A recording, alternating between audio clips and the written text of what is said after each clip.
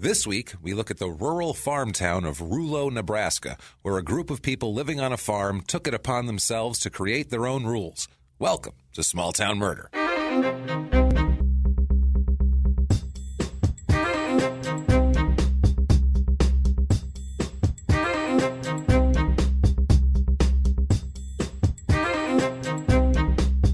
Hello, everybody, and welcome back to Small Town Murder. Yay! Oh, yay indeed, Jimmy, yay indeed. My name is James Pietragallo. I'm here with my co-host. I'm Jimmy Whisman. Thank you so much for your quiet. And I'm Yay! I'm Jimmy Whisman. A different person came in and yayed. Thank you, folks, so much for joining us this week. We have a crazy episode. Before we get into the normal upfront stuff, have to tell you guys, normally our warnings, obviously it's murder, so it's always graphic. This is really, heinous. This one's bad. Yeah? So, it's brutal murder, and it's a pretty rough one. So buckle up for this. I'm doing my best to It's be funny. crazy. This whole thing is nuts. Well, there's enough nuts around it. This is Phillips, Oklahoma. Yeah. If it's on like three cycles of steroids at the same time is what we have going on right now. Okay. It's nuts. Thank you, folks, so much for your iTunes reviews this week, because I'll tell you, they're helpful. Every week, it's iTunes and their funky algorithm. It's not us. It drives us up the charts. So if you want to help the show, that's a great way to do it. Get on iTunes. Give us 5 stars.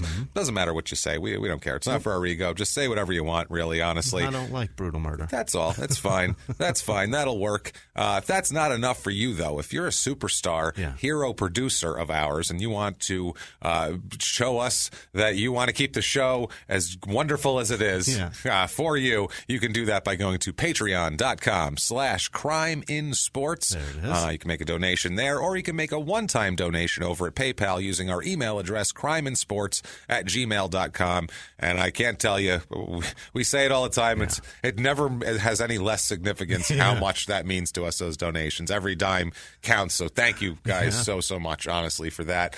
If you want to get a hold of the show, super easy to do. Go to our website, shutupandgivememurder.com, and that has links to everything. Our social media at Murder Small on Twitter, at Small Town Murder on Instagram, all that good stuff. You can buy the merch and the T-shirts and all that fun stuff.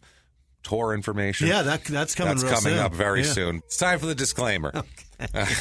This is a comedy podcast, everybody. It's called Small Town Murder, so obviously there's brutal murder, and we're going to make jokes about it, because that's what we do. But we don't really make jokes about the murder, per se. That's the thing. That's the one thing that's usually not joked about very much. It's all the craziness around it. So normally when we give a disclaimer, it's to warn you there's jokes. Yeah. So be careful. Watch out for those jokes. They'll come up and bite you. But while you're examining all the murder, sidestep the jokes. Sidestep those jokes. But today, this one, we're also warning you for pretty graphic content. So, I mean, I guess Baraboo, Maine was pretty graphic with that. Baraboo, but, Wisconsin. Or Wisconsin. Yeah. Did I say Maine? You did. Jesus Christ. But I remember Baraboo, it Wisconsin. because I never want to go. No, definitely don't want to go. I know where it is. It's a damn circus town. I'm frightened of it. So I know where I'm going. That just slipped out. I saw something today that I need to tell you about. It was on the news, and it was a circus school teaching children how to do like trapeze shit. And I was like, this is right up James's alley. Just firebomb the whole place. Next generation of clowns, gone. One fell swoop. Let's do this. Making them all comfortable around clowns and shit. But this is what we don't do. What we will not do is we do not make fun of the victims or the victims' families. We avoid that because we're assholes, but we're not scumbags. That's true. That's the key to the whole operation that makes us have a good time. So if that sounds good to you and you're on board, you're in the car, we're all on the way to the liquor store to rob it. So we're all involved at this point. No complaining later. And if this is true crime and comedy, if you don't think they ever go together, have a good one. We're probably not going to get along. So like a bad first date, have a good one. Nice to see you. Great to meet you. Yeah. Thanks and You goodbye. look great in that dress. Absolutely. See you around. And also, I want to thank up front the wonderful, wonderful people at the Drake's Company for sending us 4 cases of beautiful, wonderful, frosty goodness. Oh my God, devil dogs, frosted devil dogs, yodels, ring dings. This episode fueled by ring ding and devil dog sugar, and I've never been happier. Thank you, Drake's. It's always been my favorite thing is a snack as a kid, like treat like that was Drake's. It always is, and now they're sending us things. My son woke up My in the dreams middle have of the come night true. and goes, "Dad, can I get one of those? Can I get one of those cakes?" I was like, "What?" And he goes, "I saw a box in the cabinet. I want them. They're already open. Can I have I'm them?" having them. I'm like, Yep. Well, Dad loves you. Go nuts. All of that aside, wonderful people at Drake's aside, and everything else, it's time. Yeah. And I know what you're saying, and it's a doozy. So you're saying, and we're going to deliver. Shut up and give me murder. Yeah. Here it comes, everybody. Right. Let's go on a trip, Jimmy. Let's do it. What do you say? You ready? You packed? I love traveling. You're gonna not like traveling here. Let's just say Where's it at? We're going to Nebraska. Okay. Which last time we were in Nebraska, it was the Raymond Mata case, where there was a toddler's head in the ceiling tie. Why is it Nebraska has like two of the worst cases that we've done in 74 episodes? You know what I noticed? I'd have to do some research on it, but St. Louis also has a horrible things happening. Inordinate. Oh yeah, you know the word. Inordinate is what you're going for. Yes, serial killers. Oh, there's all not sorts just of murder, crazy shit going on. Legit lunacy. I feel like it's because that's where a bunch of highways cross and people. It's always on the highways. It's one of the things. But never mind this. We're in Rulo, Nebraska. Rulo, Nebraska. Yeah. You've never heard Spanish of it. for rural? No, it is not. It is a misspelling of an idiot's name. Really? We'll find out all about it. But this is far southeastern Nebraska. Okay. And I mean the absolute tip. At the very tip, you wouldn't know it looking at it. You have to literally go in close at like a county view to be able to see this. And I'm not even kidding. This is not a joke. But Nebraska just looks like a rectangle. Right. But there is a tiny, like little sperm tail that comes off of this county that's in the far southeast corner, and it's like it is the world's tiniest panhandle. Like it's for like Tinkerbell to pick up a pan. Amazing. But it's a panhandle. It actually is. It's right there. Just juts out. It's about 2 hours to Lincoln, Nebraska, about an hour 40 to Omaha, an hour and a half to Kansas City, 3 hours to Des Moines. These are all in different directions. It's you can get anywhere pretty quickly from this. It's a very centrally located thing. Hell of a drive. No, I mean that's pretty fast though. An hour and a half to Kansas City or 2 hours to Lincoln, which are totally different places, but you can get to either of them pretty quickly. It's in Richardson County of Nebraska. Zip code 68431, area code 402. It's a tiny town, very small in terms of people and in terms of land area. It's 0.63 square miles. That's fucking nothing. It's like a few blocks is what that is. Nestled a town on a flea's ass. It's one of those little town square, and then that's it. And then there's some farms outside of town, and that's what we're looking at here. Is a lot of farms and a lot of it's very rural, and the time period we're going to talk about is it's in the mid 80s, and it's very economically depressed in that area. It's very Field of Dreams where they're all going to lose their farm and all that shit. Like you can't build the field, the bank's going to foreclose. That's everybody there then.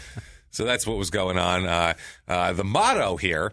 Whoa, this is quite the motto. It's an old motto, but they don't have a new motto because they don't have a website. So, really? Fuck no, this town has no website. For Rulo. The motto here, quote, the front door of Richardson County. No, this is a side door at best, we'll say. It's more like a hole in the dirt with a tunnel that leads to Richardson County if you pop up out like John Goodman in Raising Arizona. And then you're there. I would say that's more accurate. That's a pretty gross way to show up. I feel like that's how you have to show up there. Then you fit in with the rest of the dirtbags in this fucking town. That might be the most disgusting entrance to a movie ever. It's the best mud emerging from a hole. Being birthed by the earth. But it might be the second one might be worse than John Goodman because he pulls him out by the foot. Just yanks him. How did he crawl in there backwards? That's the other thing. What the fuck is that? I don't know. Somewhere along the line there, he got turned around, and I just pictured Goodman dragging him along as he was plowing through a muddy tunnel. But the mud looked like it was great, like sewage. Yeah, it wasn't. Good job, Coen Brothers, on that one. It was well good done. work. Yeah. History of this town: the first people in this town that we know of were the Pawnee Indians. Obviously, they weren't fucking white. The first people in Nebraska. No. They're all white now, but they weren't white then. They figured it out. They were there about 400 years ago. From then on, then a bunch of other different tribes came through. The Pawnees were very religious. They were very religious in whatever their religion was. It was all the tribes kind of had their own different type of things, different earth, whatever they were into. I don't know. I love that stuff. I don't know anything about it, but it's fucking fascinating. It's very fascinating. Watch Ken Burns' The West. Love that shit. It's actually is that a frontline thing? It's like an 8-parter, like 2 hours each. The West. It's actually Rick Burns, who's Ken Burns' brother, but Ken Burns produced it. It's fucking fantastic. Consider it watched. It's the best. Anyway. How is it that you just said that to me, and then right away I'm watching that. Yeah, and then The Wire, Oz, Deadwood, fuck you. For a year and a half. Two and a half, a year and a half. This has been since Crime and Sports started. I'm giving it a shot and, right now. This, you're like, can't wait to check out about these ceremonies. This is going to be great. I'm a piece of shit. The Pawnee Indians they didn't really, as a group, go to war with the white people ever. They tried to get along. They were considered by the white people for whatever this is fucking worth. I mean, they considered all these people savages and everything. Yeah. The white people considered the Pawnees as a higher state of culture than the rest of the Plains Indians. Shit. Yeah, they were like, well, they're religious, so they're the good ones. We can get down with that. Right. Yeah, they fear some shit. We can, that's what we need here. Right. They gather once a week. They'll keep in line real nicely when they think that something bad will send them to wherever their hell is. We're going to find out this episode how dangerous religion can be. It's very dangerous, apparently, here. There was the Indian County Act of 1834 named this area the Indian. It was called the Indian Country, and all white men were forbidden to enter except unless they had a special military permit. Wow! So this was like, hey, we're trying not to start fights here. We got shit going on. If you go in there, you're going to start some shit. You stay the fuck out of there unless it's like we planned it and the government's coming through or something. But otherwise, stay the fuck out of these people's territory. That's nice. We'll take it soon. Yeah, Don't worry. But we're planning. Right. If you show up, you're going to mess up the whole thing. Pretty soon we'll have it all. No, we're going to drive them, I don't know, hundreds of miles. We're going to make them walk. It's going to be terrible. But it's fine. So just give it a rest. Rape and disease. Just give it time. Smallpox? Yeah. Oh, my God. It's coming. Oh, just semen infested with smallpox. All over this place. You have to let it brew. Oh, it's the worst, man. Fine tea. This whole thing here, they were the Nebraska territory was open for settlement by the passage of the Kansas-Nebraska bill. I just suggested we have to let rape steep. Well, yeah, you said it's got to marinate, I think, a bit. But, like an English breakfast. You were playing like an Andrew Jackson era soldier. It was a comic, so right? It was much different. It was a comedic cartoon. I was going to say, I don't think that was you saying, I think we really need to let rape seep in a while. Like really marinate it. Let it percolate. That's gross. No, this whole thing. This bill was signed by President Pierce, who was one of the most useless presidents in the history of the world. We did have a Pierce. Franklin Pierce. He was an idiot, and then I feel bad for him because his wife and son were killed in front of his eyes in a train accident. I think his son was beheaded in front of him in a train accident that they were both in. So why was that kid? He had a tough life, and then his other kid died of disease. My Christ. He's a bit of a mess, Franklin Pierce. He was just this kind of sloppy figure. Do we feel bad for him? Is that why we gave him the presidency? I kind of feel bad. No, this was while he was president. Oh, this my happened. God. Yeah. No, he made up some bullshit, and they wrote back then they would just write a book about somebody and then circulate it, kind of like sort of like now, except not in book form. And that's what they did to pump somebody up, and then they'd be president, basically. Like, this Franklin Pierce guy's amazing. And they'd write a horseshit book about his exploits, and then everyone would vote for him. Incredible. That's how they would make presidents back then. Because otherwise, how the hell does anybody know about anybody? And the presidency cost him 2 kids. And a wife. And a wife. So this was a big struggle here because there was anti-slavery and pro-slavery people there. So any of these states, Missouri, Kansas, Nebraska, they fought about slavery like crazy because they kind of joined the party late. So pro-slavery states and anti-slavery states were wanting them on their side to balance out so they'd have more votes. And you know how it goes here. The first election was in the fall of 1854. 10 votes were cast in this election. So my God. Tells you how poppin' this place was for the territorial legislature. This is very Deadwood. There had better been 3 candidates. They got everybody who owned a store on Main Street and put them all in the bar, and then Al Swearingen got some peaches out and made them all fucking vote on it. Fuck. That's basically, watch Deadwood when you're done with the fucking West. I can't wait to see the West. They kind of go together. Oh, man. That shit is awesome to me. It's great. It's a great documentary. I love Native American stuff. It's phenomenal. I hate calling them Indians. Also watch the Dust Bowl for an update. Yeah, for Oklahoma? Yeah. So it's that's the Dust Bowl. It's they're Colorado also is involved in the Dust Bowl in Western Colorado. Kind of where you're from. Yeah. Yeah, you're kind of from I have a no dusty, fucking idea. Dumpy dust. You know what? hole. I just found out that Tesla lived in my hometown. I had no fucking clue. Well, now you know. You would think that's all they would talk about in your hometown. Nobody says shit about it. Where I'm from in New York, there's a lot of Revolutionary War shit went on. Every 5 feet, there's a goddamn historical place. Washington took took a shit here. Yeah. This person, jerked off on a prostitute here. These are it's New York. They're honest about their plaques. No, but you see that everywhere. You think they'd be like, the fucking light guy is here. What happened? Colorado Springs has the light guy. What am I talking about? So, He is the light guy. I know, but I meant to call him something, not the light guy. I just to break it down to the most inventors ever. The barest essence of what it was. The light guy. Like he came over to fix the light. Hey, the fucking light guy's here. Hey, what? Did you tell him to be? All right, I didn't know you had an. All right, come on in. It's all right. It's the alternating current guy. We're in the middle of dinner, so don't fuck it up. They don't say shit about it, but they got a Buffalo Bill Cody grave that everybody goes to see. Buffalo Bill Cody was a fucking Wild West circus act. Yes, exactly. But no Tesla. No Tesla, but fucking Buffalo Bill Cody. We got him nailed down. We got him nailed. First settlers here were from Tennessee. Yeah. So, they had redneck people settling the area. Then Iowa, Illinois, Missouri, and then people actually came from New England over to here to farm. Got it. Then later, Germans and Swedes and the Welsh, white foreigners came after that. It was still very white. The towns at this time were Mount Roy, Yankton, Winnebago. Yeah. Yankton, that's my kind of place. Yankton, Yankton is again a Deadwood. Everything happens in Yankton. Really? Oh, yeah. They're always referencing sending money to Yankton, to representatives in Yankton. Yankton's a huge pain in the ass. Is it Yanktown? Is that the whole idea about it? Like Yankee? But I think probably. It was probably I would like imagine. Yankeetown, and they probably had 4 guys from Massachusetts there. So, that's Yankeetown. Right. Yeah, I could probably see that. It's it didn't not a take bunch much. Of guys tugging. No, it's probably not. Probably not. Rulo was laid out in 1857.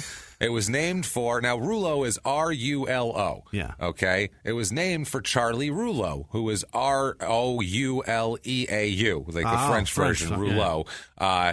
He was known as Old Charlie Rulo to everybody. He's from Detroit, this guy. It's fucking hilarious, man. He had he was of French descent. Everybody thought his parents were from Canada, was the thing here. He arrived, he kind of came on his own at an early age and was in expeditions across the plains, this guy.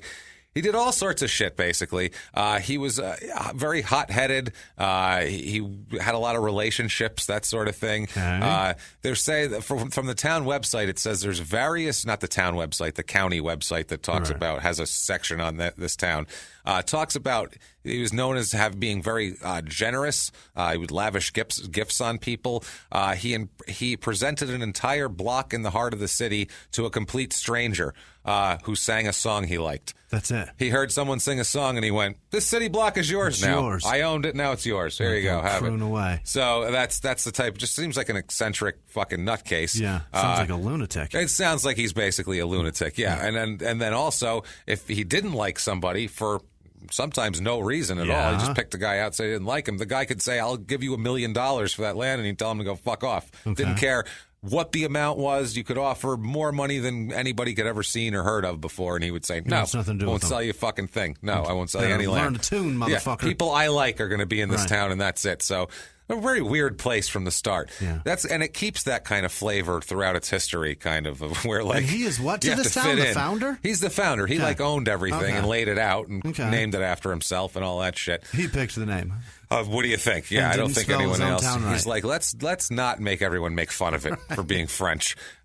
So by the time this guy dies, Rulo, in 1876, he squandered pretty much everything he had. Vast fortune, pissed it away. He's just a nutcase. Well, he's giving away city blocks on the fucking old Susanna. That's what I mean. He's just, I like that song. Right. There you go. 1850. Was that Oh My Darling? That was Oh My Darling. Man, she'll be coming around the mountain, all right, and you're going to be coming around the city block because it's all yours now, sweetheart. There you go. Sweetheart. Signs it off. Boom. Jesus. Take that, bitch. Yeah. Pow. And he slams it down. They're like, this guy's kind of a dick. He gave me a city block, but he called me a sweetheart and a bitch in the next sentence. And I'm a guy. I really don't understand this guy. But I got a whole block. But I guess she'll be coming around the mountain. So there was 340 votes cast by 1857. Wow. So it's kind People of heard about the fire sale of land. Oh, they knew, and it blew up. It started to blow up a little bit here. They had a lot of quarries here in the 1900s. A lot of mining, a lot of quarries. Mm-hmm. A mining and farming town, as we know, booms and busts a lot. During times of war and shit, they boom, and then after that, they dry up. And we've done countless towns like that's how hard people. That's how small towns, these almost dead small towns like this one here. But it creates a lot of fucking pride in where they're from. You know what I mean? That's what's odd. And these people really don't have much reason to be prideful of this place, I will say. When we find out what happened here, they should have burned the entire town to the ground. Everybody, no matter, I don't care you didn't do anything wrong, that's fine. This needs to be, we need to salt the earth. Okay. Nothing should ever grow here. When you fly over it, you should just see a giant square of just scorched earth to know never to set foot there again. That's the type of town we're talking about here. All right. They had 200 new homes by 1860. So, you know, things were happening. They had a ferry that went across the river there, and they had the prices for that. It was mules, oxen, and a wagon were 75 cents you could take across. Oh, okay. You had that sort of thing. I thought you were here. Saying that's what it cost. A mule, an oxen, or a wagon. Or a wagon. No. An extra pair of mules will be another 25 cents. Wow. So, they had all sorts of lumber prices, the whole thing here. That's a deal. That's not a bad deal. It really isn't. 1933, they had the Rulo Bridge, which is a toll bridge across the Missouri River. The owner of the bridge was a guy from Fall City, and they had a bunch of investors in this bridge, and they were very proud of their bridge. Yeah. It was finished in 1939, so it took them 6 years to build it, but hey, it's a fucking bridge. It's hard to do, especially back then. Yeah. By 2013, the trucks that carried rocks and shit across the bridge had pretty much completely destroyed it. It was also too narrow for semi-trailers and farm machinery, so they demolished it in 2014 and built a new bridge. Because it wasn't a bridge, James. No. It was termites holding hands. That was termites holding hands, and that's what it feels like here. Oh, Jesus Christ, man. It's the greatest line ever. The whole county, by the way, only has 4,800 people in it. Okay. And there's several towns with under 300 people in it. The biggest city in the whole place is Humboldt with 1,003 people. And there's Barada with 24 people, Salem with 160, Preston with 40 people. These are all this is a rural goddamn area. This town, 1950, had 639 people in this town, which that would have grown to that much. Now it has 165. Oh, it is all but given up. Dwindled. Yeah, this is one of these towns that's just, it's a dried up vein. This is like a junkie's vein that's been hit way too many times. You can hear its death rattle at this point. It's right there. It's down 14% since 1990. Most small towns are up since 1990 because people have kind of moved around and population has swelled in general. It's an older town. Median age is 49.3. Okay. You get these dying towns. These aren't not a lot of 30-year-old married couples with 3 kids moving on in to start a life. You know, here we are, kids. Let's build a cul-de-sac. That never fucking happens. Our own piece of heaven. Nope, this is definitely not heaven. More males than females here, which is off a little bit, but there's some oil work and shit like that around here, so that kind of makes sense. There's only 82 households in the whole place. My Christ. So the stats are going to be skewed, obviously. They're going to be kind of silly. Be weird. You never know. Married is exactly on average, actually. It's 50-50. That's interesting. Which is normal. It's so funny that most of their things are pretty average. There's no real anomalies of statistics like there usually are at these small towns. The only big one is married with children. There's about 15. It's 47%. It's normally about 32%. Single, no children, 2.04%. That is how many? It's like 4 people. That's a couple. That's it. No, single with no children. Yeah, so that's what I'm saying. That's if you live there, a couple of barren-loined women find each other and hook up. Whatever sex you are, it doesn't matter. Just find each other and hook up. Whatever, you'll deal. You'll learn to like it. All right, don't worry about it. Now, racially, this town breaks down. White people, 61% right now. Black people, 1.09%, which is literally 2 people. Yeah. That is, 2 people, I think. Asian, 1.64%. That's not a lot of people there. Native American, 34.5%. Fascinating. So that's where I guess I could have guessed that. That's where you get everybody else. Hispanic, 0.0%. Not one. Not 100% non-Hispanic, it says on this website. Wow. That's aggressive. So that should be the town motto. That should definitely be the town motto. 100. That's 100% Spanish free. That's a weird motto. Yeah. People are like, I don't think I want to stop there. I would keep driving. They'd be like, why do they tell us that? That's what they're proud of? This place sucks. They treat it like cranberry juice. That's terrible, man. Religion in this town, it's about 63% are religious here, so it's a little more than normal. Okay. And back when we're going to talk about it, got it got a little out of hand. It's about 20% Catholic, 0.0% LDS. Not selling you fuckers shit. This is interesting. Old Charlie Rulo there said, nope, not you them. guys. So none of those people. No Mormons at all. Those people. That's what I was like, those people. That sounded aggressive. Well, it's what it sounded like you talking about Mexicans, that's all. In the last breath. Shit. 0.0% Jewish. That's not shocking at all in this town. 0.0% Muslim. Again, also, not shocking. 32% Democrat in this town. 66% Republican. About 3% Independent, which is actually a little higher than normal. I am just fascinated with not a single Mexican guy. Not one. Not even Nobody. Nothing. Nobody. They're just like none. Jesus. Unemployment rate here is a little lower than normal. It's almost a point of pride at this point. You know what I mean? Yeah. You'd think they would. I would. You know what?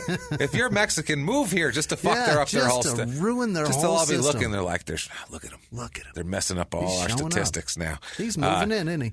Unemployment rate here is only 3.5%, but there's 165 people. This, like we said, can somebody get Bill a fucking job? Will you hire him? Will you show up if he fucking hires you? Because I've had it. You could all meet and figure it out and have zero unemployment. Town hall will get that guy a job. No shit, man. So the household income here, median household income, normally is about $54,000. Here it is about $38,000. So a little less than normal, which that's never a good sign. The jobs, it's a weird thing because they're so skewed because there's so few people. Like there's 33% transportation and warehousing. It's normally 4%. That's just because there's 33%. There's one warehouse that that's a third of the town. Literally a third of the town works there. So I mean it's got 30 employees at minimum, right? It is what it is. Jesus. Like food services is 17% because there's like 2 restaurants that we'll talk about. Healthcare and social assistance is way lower because, we're in the middle of nowhere, guys. You're on your own. And cost of living in this little paradise slice of heaven called Rulo, Nebraska. As we say, 100 is average par. Normal, here it is 78. That seems high. It's cheap. Well, we'll talk about that. Okay. Things like healthcare and groceries are a little higher than normal because you're in a rural setting. But housing, on the other hand, is very low. Housing is 20 out of 100. That's super low. 20% of the median average is crazy. That's the cheapest we've had yet. I think it might be. Yeah. The median home cost here, now keep in mind, $186,000, $185,800 it's up to in the rest of the country. Here, $36,600 is the median home cost.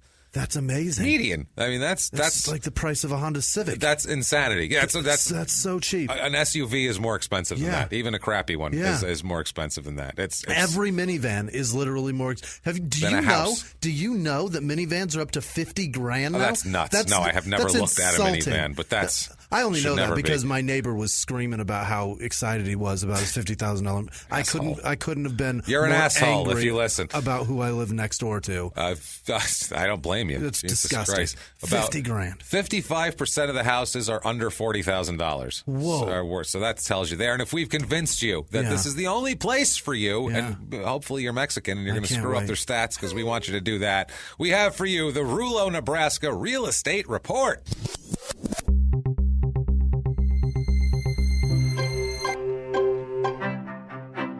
It says here on the average a 2-bedroom apartment is $631, but I honestly can't imagine there's very many 2-bedroom apartments here. Better not be. I could not find a home for sale within the town limits here. I did find 2 properties for sale. I think they're farm properties, they look like, or you could put a farm on. They're just swaths of land. There's no structures on them. One is a 45-acre lot at 661 Avenue. Okay. That's just the address. It's just Avenue. 661 Avenue.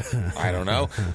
It is $155,250. And how big is that? Insane. 45 acres, which is a fuckload of land. It's a lot of land. And then I found a 62.5-acre lot on Prairie Road. Yeah. And when they show the aerial views, there is nothing around it. It's not like it's like in between 2 other farms or something. This is rural, man. This is out there. Not even cows or like those balls of grass on them. It just looks like there's a lot of grass, and that's it. It's just the plains. You can buy a chunk of the plains here for $215,625. Is it worth it? You think? No, probably not.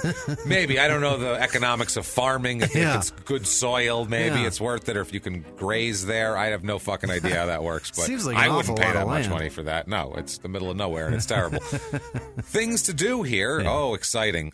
Big Lake State Park isn't even in Rulo. It's in Craig, Missouri, which is nearby. It's on another state. Other state. There's that. And Wild Bill's. This is their most popular food and it's a restaurant bar. It looks like a shed that you'd be murdered in. Fantastic. That's what it looks like. It looks like in a movie if you pulled over, like, we've been driving for three straight days, man. We got to pull over and get a sandwich. And you're like, well, there's a place. And you're like, you don't go in there. That's what it looks like. Or it's the setting of every, like, where the car breaks down or the tires flat. That's what and it you is. hear the whop, whop, yeah. whop. And there's a couple locals sitting in there and they take you and, rape you in the forest. That's what happens here. But people reviewed it well. Has 7 reviews. It seemed to be pretty well. It looks like a fighting type of liquor store, awesome. That type of thing. Also, there's the Falls City Cobblestone Festival, which is in nearby Falls City. It sounds super boring, but they have a demolition derby. So now I'm in. That sounds like fun. How do you celebrate cobblestone? What do you do? Is that festival? I am so fascinated. It's your normal small town festival. Barbecues and fireworks and face painting, and then they bash up some cars and they call it a fucking day. I don't know. They discuss and they do it on the cobblestone. They discuss how to keep Mexicans out for the next year. You know what I mean? It's like, it's getting harder every year, guys, and they just can't figure it out. We'll have a town meeting at the Cobblestone Festival. Let's do it. The crime rate in this town, property crime, a little bit lower than average here for property, which is nice. Small, tiny town, you'd expect that.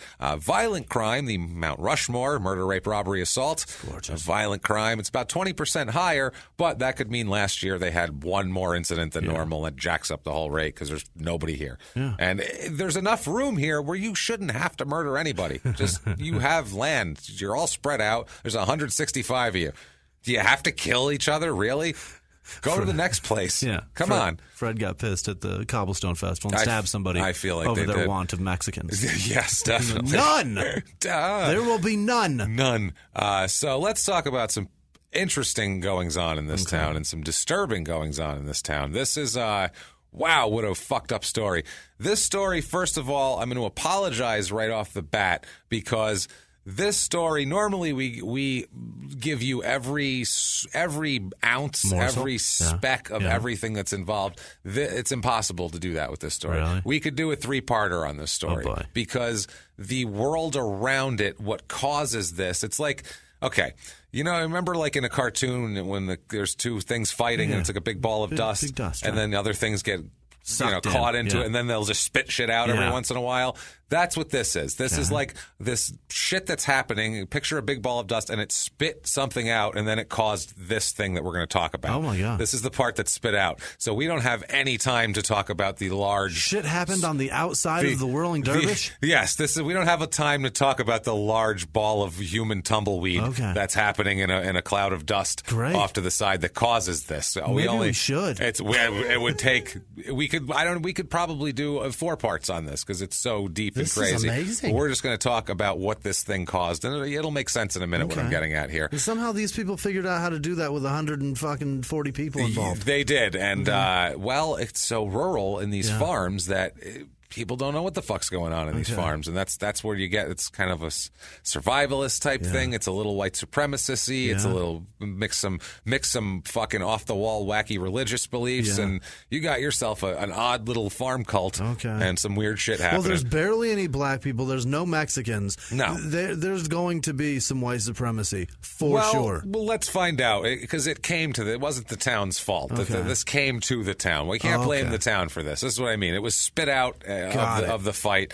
There's an article that a lot of the backstory, a little bit of the backstory, but a valuable enough amount where I'd like to have to at least mention them that they did such a good job. In November 1986, the Chicago Tribune put out a really good article on the backstory here. They gave me some good facts. Yeah. Well, it's still alive now, regardless of what people fucking say. There's a lot of shit like this now. You just have to look for it mixed in with the rest of the horse shit. So this is a spit out of the other shit. So they talk about, this is how they described it in this article. They described Rulo. Quote, the hamlet of Rulo perches alongside the Missouri River where the borders of Kansas, Nebraska, and Missouri converge like the crosshairs of a telescopic rifle sight focused dead center on the troubled heart of the American grain belt. Wow. First of all, pretty good writing. Yeah. Second of all, That shit sounds depressing and frightening and awful, like a telescopic rifle sight focused on dead center on the troubled heart of the American grain belt. That's amazing. It is. This was in the 80s. In the mid-80s, not only was there a giant oil crisis, where oil was not for, if you were buying oil, it was great if you were, gassing your car up. But if you owned oil and companies that owned shit and people, that destroyed a lot of shit here. And then the farm, everything flattened out in the farm things, see Field of Dreams and others from that era. And so it was a very depressed time. Did you get a name of that guy? In this, on the that was article? Clearly tugging to that while he was writing that. He wrote that shit on a typewriter. Oh, yeah. One-handed with his it might have been a word hand. processor by the mid-'80s, but one of those he was pieces for of sure shit. rubbing on something. A laptop that weighed 45 pounds. That he was pushing back and forth on his lap. Gave him fucking testicular cancer from sitting on his lap. But it was warm and it felt nice. Whatever radiation it was putting out. Now, let's talk about some people here. Yeah. We'll talk about Rick Stice and Sandra Buttrick. Okay, not butt trick. That's. I just wanted to give you. She does a butt trick. I wanted to give you a second to process that because I figured you definitely have something to say. Balls, I know. Ping pong ball's not from the butt. She's got a whole other act with the butt, so don't worry about that here. Now, Rick it involves a rope. Come on. Rick and Sandra were high school sweethearts here. They married when they were 16 years old. This is the two of them were 16. This is like an attempted John Cougar Mellencamp song here. This is in 1976. They're both 16 years old.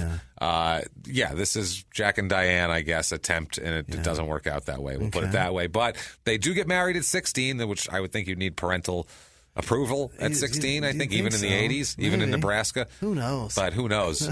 In Nebraska, you might not have to. Probably people just don't object.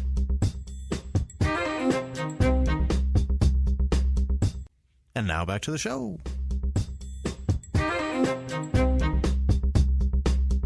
I think if you look like you're above elementary school age, they ask you what happened on Captain Kangaroo this morning, and if you go, I don't know, they're like, he's all right, and then you can get married. It's the 80s, I assume.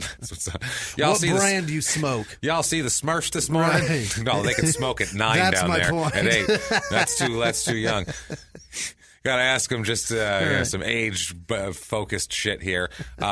Now, it comes out later that, why did you get married so young? It comes out later, way later, that Sandra was pregnant is why they got married so young, which is a typical story. This is why abortion is good. Right. I know some of you are going to disagree with that, and that's fine. We can disagree on that. That's one of those things, if that's your moral stance, and I'm not going to have a problem with you. I understand that, whatever. But this is why, just kind of pragmatically, this is why it's good. So you don't get married at 16 and end up being ruined involved forever. with what the fuck is what's involved with forever. Here. Her mother, Garnetta Buttrick, yes, Garnetta. You should have seen Jimmy's eyes get wide just then. I want to talk about that for a half hour. We don't have time. I want to talk about Garnetta Buttrick. Jesus, James, you can't put that out there. Did you say Garnetta? Garnetta Buttrick. You betcha. Yes, I'm sure it's Pietrick, but still. It used to be your There's only one last T, name so it's was Pietrick. what you did. But it's got to be Butrick. It can't be Buttrick. Nope. But I'm calling her Buttrick because I can't help it. She says later on, this is way after everything happened, quote, it can't hurt her now to tell that she was pregnant when they got married. So she comes out and admits, hey, they were pregnant. Couldn't hurt to tell us this before, was later too. on. Well, this was after they were married and all that, so it didn't matter. She's like, well, now it doesn't matter. They've been married for a few years. So Garnetta Buttrick describes Stice as Rick Stice as at 16 years old as a, quote, typical small-town teenager. She said he's politically disinterested. He doesn't give a shit. He's just a small town teenage kid in the mid 70s. He's a dipshit. He doesn't care. He's just a dipshit. He's active with his family. He goes to the Methodist church every Sunday and goes for their Wednesday night, pancake fuck off. Sure. I don't know what the hell those people whatever do. The fuck they do. I always see there's a lot of pancakes involved in church. Really? I don't know why. I think that's a Catholic thing, though. Maybe. I think it's they'd have the CYO basketball Catholic breakfast thing to raise money. Yeah, that's a Catholic. I see that That's a New York thing. Never mind. It's just a breakfast thing. It's a back east thing, I think, with the fucking pancakes. Powdered eggs. Something about pancakes. I don't know what it is. I mean, the churches that I went to was always something with a fucking barbecue. Oh, yeah, that's more of a Western barbecue. thing. Yeah, we never had any of that shit. Barbecue. Stop it with the fucking potato salad. It doesn't get you closer to anything. No, and potato salad can be wonderful, but really you don't need to mix God and potato salad. Right. I think potato salad is wonderful on its own and doesn't need any help from God. I'm very particular about my potato salad. There's a few things I don't want in it. Pickles, olives, and Jesus. I don't want none of those in it. Potato salad. Can you hold the Jesus on that, please? Keep the Jesus right the fuck out. No, do the mustard one. Right. That's fine. Yeah. But no, Jesus. Bacon, yes. Jesus, no. The eggs, fucking you're goddamn right, eggs. So, this couple here, they're 16. This is amazing, too. I can't imagine. At 16 years old, they're a married teenage couple. Yeah. She's pregnant, and they move on to an 80-acre hog farm. Ugh. At 16, you're going to be ma and pa fucking hog farmer at 16. She's knocked up. So yeah, he can't even pull out on time, and he's going to fucking try to raise hogs. And think about this too. This is a 16-year-old kid who literally 3 months earlier was a 16-year-old kid, and now he's a married hog farmer with a child on. He's like, what the fuck happened to me? Got a career, about to be a dad. How did I get to be 60 years old with a pitchfork and overalls on? I was in science class 3 months. He's politically disinterested, James. He can't fucking run a business and be politically disinterested. He should have been fucking interested in something other than knocking his girl up, because his life would have been a lot more choices. He should have at least tried out her butt trick. That doesn't have babies. Well, you know what? That's what happened. That's what ensnared him. Was the butt trick. And he's like, this is terrible. And he's like, but she does do that butt trick. So you know what? Fuck it. I'm a hog farmer, I guess. Maybe he should have stuck with the butt trick. I guess I'm a hog farmer. Keep it out of the giner butt. This farm was owned by Stice's father. Okay. Ortho is his name. Yeah. Ortho. Like the guy from Beetlejuice. That's Otho. Well, close enough. Ortho Stice is his name, which Jesus. that's some hard Midwestern. That's fucked up. That's a man who with overalls. A lot of them. And he grew up. He's an adult with that name. Oh, yeah. He went through life with that shit. Stice. Wow. All right. That's some hard Scrabble shit right there. Ortho Stice sounds like a depression name. That sounds like you're depressed and poor, so you name your kid Ortho Stice. To pass on the depression. Oh, man. I know we're out of the depression now, but I want to keep it in you. That's what I want. Please, I'm gonna mold it, and you're gonna be a little Ortho. Yeah. You're gonna feel what it's like to be named Ortho, young man. Baby, can you imagine hearing a woman telling another girl that she is interested in a man named Ortho Stice? He's so handsome. Oh my God. What's his name? He came. He came. It was so cool. He picked me up. His car is so cool. And did I tell you about? Oh my God, he's so smart. No, tell me his name. Well, he had a bunch of money in his pocket. It was really cool. He brought me flowers. Okay, so he's really handsome. I'm sure he is. He's so handsome. You don't understand. He's so good looking. He's hilarious. Does he live in this town? Tell me his name. Let me know if you've heard this joke. He told it to me. I was on the floor. It's really good, okay? Fine, it's Ortho, okay? No, I know. I asked him if he could go by his middle name. What are you talking about? Why would you date a man named Ortho? And his middle name is Aloysius, so we're going with Ortho. Is his last name Pedic? What the fuck? This is terrible. So, Ortho gives them the farm. Yes. You know you have to make good on the farm if it's handed to you by a man named Ortho. Right. If he didn't invent the Pedic mattress, fuck this man. If that would have been... they don't come from Pedic money, let me tell you that much. But the Stices, Rick and Sandra, at a young age, somehow made it work for the late 70s. Yeah. It was working. Mm-hmm. Like, they were making enough money to get by. Mm-hmm. They were having... It's fucking nuts. I can't believe it. Like, that you would make this work. This place would have been a shithole in 3 weeks. All the hogs would have been fucking dead. Yeah. It would have been a mess. Just flies swarming. Oh, my God. Everyone, what happened? And I'd be, like, sitting on top of the barn smoking weed going, I don't give a fuck. I'm done with this fucking place. I'm done with this farm, man. I don't care if you miscarry. I don't give a shit. Yeah, that's your fucking problem. Yeah, eat the hogs. What do you want from me? They're already dead. You don't even have to kill it. Throw them on the fire. I don't know what to tell you. Get it before the maggots do. Jesus Christ. So they have a son. Their Aura is Aura. They named the first daughter. Aura, born in 1976. That's assume the junior of Ortho, right? Junior, I assume, we'll name him after my dad because he gave us this farm. Barry was born in 1978. Barry. They're killing it with names. They named him, and that's when the Bee Gees were popular there. So we're naming him after a Bee Gee. You think that's what it is? I think it was. Barry I think Gibbs? they're like, I really enjoy Night Fever. Anything by the Bee Gees. He was explaining to Sandra how she was in fact more than a woman to him, and then they decided Barry would come along. Unfortunately, the next son is not named Andy; he's named Luke, which I feel like is biblical. Yes, because they're getting religious. This was so they have Aura in 1976, Barry in 1978, Luke in 1980.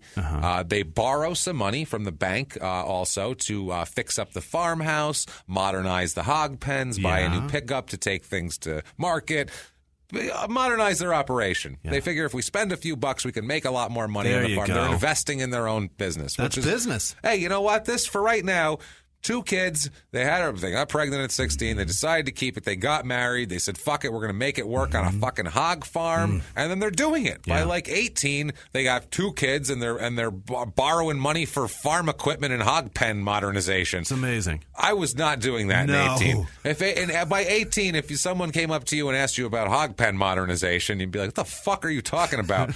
No idea what you're talking about. You had just gotten busted stealing video games from Best Buy. You're not interested. Sears, sorry, that's right. I know it was the UFC game, but I couldn't remember where.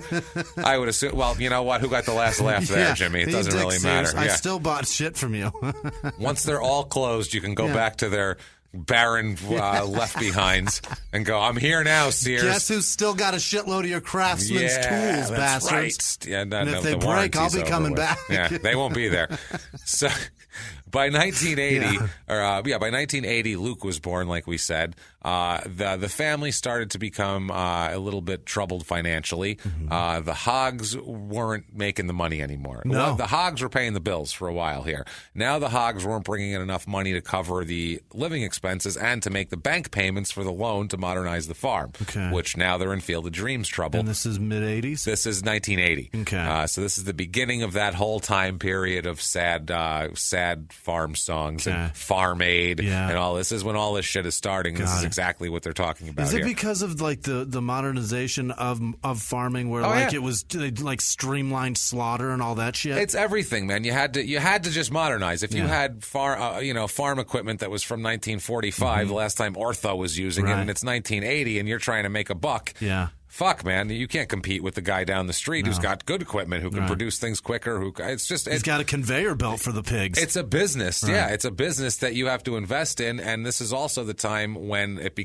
corporations and more corporate started getting into farming, and it was less individual farmers. I think that's where I was going with, was the corporate stuff. It was fucking killing these guys because they were producing more, driving down the prices. And then if you're a small farmer who depends on a small amount of hogs to make your living, and the prices drop 20%, you're fucked. Your living margin of error isn't 20%. So you need some country folks start singing. Exactly, man. But they tried. They did it. They economized. They were the ultimate. This is like your typical, this is a John Cougar Mellencamp song. They economized. The kids started wearing hand-me-downs from each other and all that kind of shit. They stopped going to the movies. They used to go to the movies every couple weeks as like their escape, because they live on a fucking hog farm in Nebraska. I assume they probably didn't have a real good cable system back then. They probably didn't have a lot to do. So every couple weeks you go to the movies. That had to feel like, I'm joining civilization again. And instead, when the fun they had is to give it up. Castrating a hog. That's not a happy Friday night. No, and they said they gave up other frills as well. They called going to the movies a frill. Oh boy! I guess it's an elective. It's not like something you need. It's disposable income. It's not like a frill like you went and got a massage or something. That's just kind of, I'm going to go sit and get sane for a minute.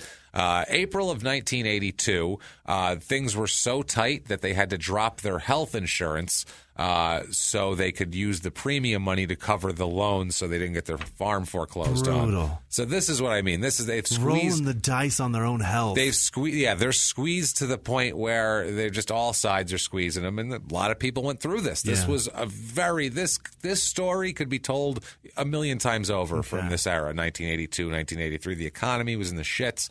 Things were in bad shape in the entire country, but it was worse in the plain states here. So this is April of 82. This happened. They dropped their health insurance. Now they have the worst luck I've ever heard of anybody ever.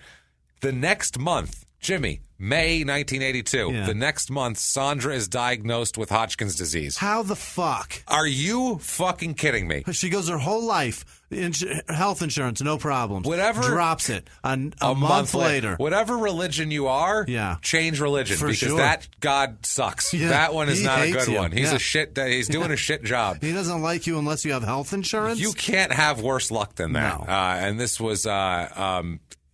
you can if you have insurance and you can get a bunch of expensive treatments, you can treat this very well. But if you don't have insurance, you're fucked. And they were fucked. They had no insurance, so she couldn't get the treatments that she needed to. She could have lived a long time. I mean, really. Instead, that's very curable. That Hodgkin's. Yeah. Well, there's different forms of it, but the form she had, they said she could have lived many years. She could have lived another 20 years, or they could have, and probably now they could do even more with it. I guess cure it is not the word I'm looking for, because there's no fucking cure. They could put it into remission for long periods of time. They can treat it and you will be fine. Yeah. You have a chance of living a much longer, a very long life. Yeah. Instead, her, with no treatment, they said you probably have about a little less than a year to live. Holy shit. This is a young woman. This is 1982. She is 22 years old with 3 small children and a hog farm. And they're like, yeah, you're going to die. Start writing letters. Because you have no fucking health insurance. Brutal. This is, if you're not from this country and you're going, huh? Yeah. That's what happens here sometimes. That's how we treat it. Yeah. That's and we're not saying that to bash whatever. We're not saying that to be whatever. It's the facts of the matter. That's the way it goes. Because we'll talk to even like our agent, and I'll be like, yeah, I don't have health insurance. He's like, what do you mean? What's wrong with He's you? like, oh yeah, you guys don't have that. It's like, no, I don't. Like he just looks at it like, that's so weird. Yeah, it must be great to just go to the doctor, treat your Hodgkin's like a fucking fancy person. This poor woman, man. Why are you declining that, James? They give it to you. You're supposed to just take it. It's fucking nuts, no. man. You don't get it, Max. Yeah, sorry. It's like, yeah, just go to the doctor. I can't, asshole. Do you understand? Sorry, Max. He's not an asshole. And he doesn't badger me about that at all. I just remember bringing it up, and he was like, oh, yeah, I never thought of that. Like, wow, it's weird. We just turned Max into the dick. Like, well, he's sitting there smoking a cigarette going, why don't you just go to the doctor? Go to the doctor, yeah. What the fuck, dude? So... Telling us how people in Canada, while he's smoking a cigarette, he goes, if you don't smoke these in Canada, you're just a pussy. Yeah, it's like, what are you talking about? Well, you're emboldened from your insurance. So this poor woman has less than a year to live, though. Yeah. She wishes she was Canadian at this point in time. Mm-hmm. So now this is what the fuck do you do at 22 years old? It's not like they come from a rich family. Right. The dad gave them what he had to give them, which was a hog farm that's in disrepair that needed to be, fixed up by bank loans. There's nowhere to go. There's nowhere to turn. There's no anything. Right. You're just fucked. So you get desperate at this point, and you do.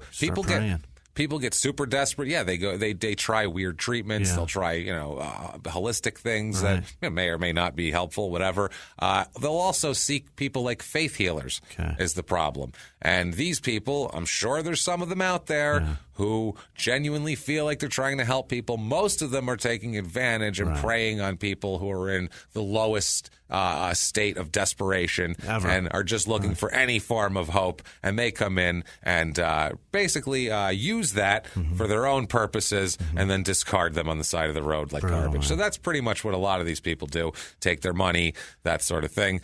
So they turn to a faith healer. Okay, they go to several revival meetings in Kansas in 1982. Yeah. So they're traveling for these meetings too. This is like, we got to go to the big revival. Fucking crazy, man. They're led by a guy named James Wickstrom. Okay.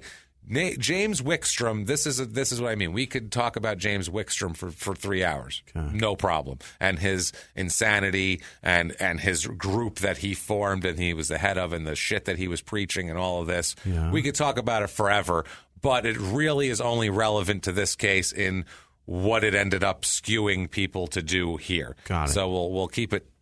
We'll keep it as much to that as possible. He billed himself as National Director of Counterinsurgency for the Posse Comitatus. That's what he... Counterinsurgency for the posse or like trying to keep the posse out? No, for the posse. Okay. He's the counterinsurgency guy, National Director of Counterinsurgency for this posse. Okay. He's from Wisconsin. They said that he enjoyed a nationwide reputation for his stem-winding speeches. He exhorts farmers to, quote, fire the government and adopt the posse code that teaches that God personally revealed the U.S. Constitution, complete with the Bill of Rights, to the Founding Fathers. Okay. I'm already out. Number one, their thing is you can never fuck with the Second Amendment because now whether you're a big Second Amendment advocate or you're a gun control, but it doesn't matter. Either way, we're pretty sure that we are discussing something. When we're debating that, either on either side, you're debating that with a person who feels like this is a man-made law, at least. No, you're never no one's ever going, God said there's a Second Amendment. So you can't have that argument with somebody because that's like, okay, where the fuck are we? What planet are we on? That's their thing here. That's called a cult. Yes. Thank you. The posse. Anytime there's strong indoctrinated beliefs that are influenced by a different power, a different being, it's a fucking cult. Which is the same exact definition of a religion. Right. That you just did. That's a good point. It's just, the only thing that turns a cult into a religion is age. A collection plate? A cult is like a fine wine. Right. If you let it sit in the basement long enough, it turns into a religion when you uncork it. You uncork it and you're like, ooh, it's matured into religion now. Did you see that? Ooh, that's beautiful. 200 years old. We'll take over Utah. Beautiful, wonderful. Sorry, Mormons. You're not a part of this. No. This is way outside the bounds of normal religious structure here. So we're going to be offending everyone. If you are religious, we're not trying to offend you personally. This is outside the bounds of normal religion. This is ridiculous. Well, let's talk about what the posse's beliefs are, and some of them, we can only brush through them, like I said. The posse holds that a conspiracy by a cabal of international Jews has amended the document, the Bill of Rights and the Constitution, in violation of God's law, establishing a federal income tax, giving the vote to blacks and women, and otherwise working for the downfall of the white race. Okay, so they're... There's so Let's much unpack to this. This is like getting a box of Blue Apron except delicious. Right. That's the difference. Cut that tape. This is holy shit. Listen, wait. Okay, so look, I've got some white supremacy here. You pick up on that side because it's heavy. Yeah. I got some white supremacy over here. Okay. There's some of that. Jews? There's a lot of it. Well, let's say exactly what they're saying. That's the anti-Semitism. Make sure to get that. Yeah, that's a bit. Oh man, that's a whole section. Oh boy, it goes deep. That one Don't forget drips. to get that the hardware baggie of women voting suffrage. They don't. I think this one melted. That's a lot of screws and bolts and shit. Yeah. They said that. So Jewish people have amended the Constitution. Right. So Jews are bad in violation of God's law because God wrote the Constitution and the Bill of Rights. So if you rewrite his writings, then you violate God's law. Obviously, goddamn Jews, fucking duh. Jesus Christ, Jews, get your shit together. Duh. Who doesn't know that? Like, what the fuck? So, also establishing a federal income tax, that's the fault of the Jews. That wasn't, that we were at wars. We had wars that we needed to fund. It wasn't that at all. Like, that's really what it was. Giving the vote to blacks and women also. Right. Those damn blacks and women. And the final thing, this is all just to undermine the white race. That's what they're saying. The only reason they're doing any of this is to undermine the white race. So that's what they... Heil Hitler. That's Jesus fucking Christ. insane. This is essentially the speech of the Aryan Brotherhood behind bars. Like, the prison gang is essentially saying that in their 14 words. That's pretty much what it is here. So he would have sermons that warn that international bankers, led by the same Jewish conspiracy that rewrote the Bill of Rights and the Constitution of the United States, are at work today foreclosing, today meaning in the mid-'80s, foreclosing farm loans, passing laws making it even easier for the minority population to grow in size while making it even more difficult for whites to, quote, replenish their numbers. Because people are passing laws to make it harder for you to fuck each other. No. This is unbelievable. Fuck all you want. I don't think anybody, Jewish or not, was saying, how do we get white people to stop fucking? Right. No, they fuck everywhere. Apart from stopping you from Have fucking you seen children. Teen Mom?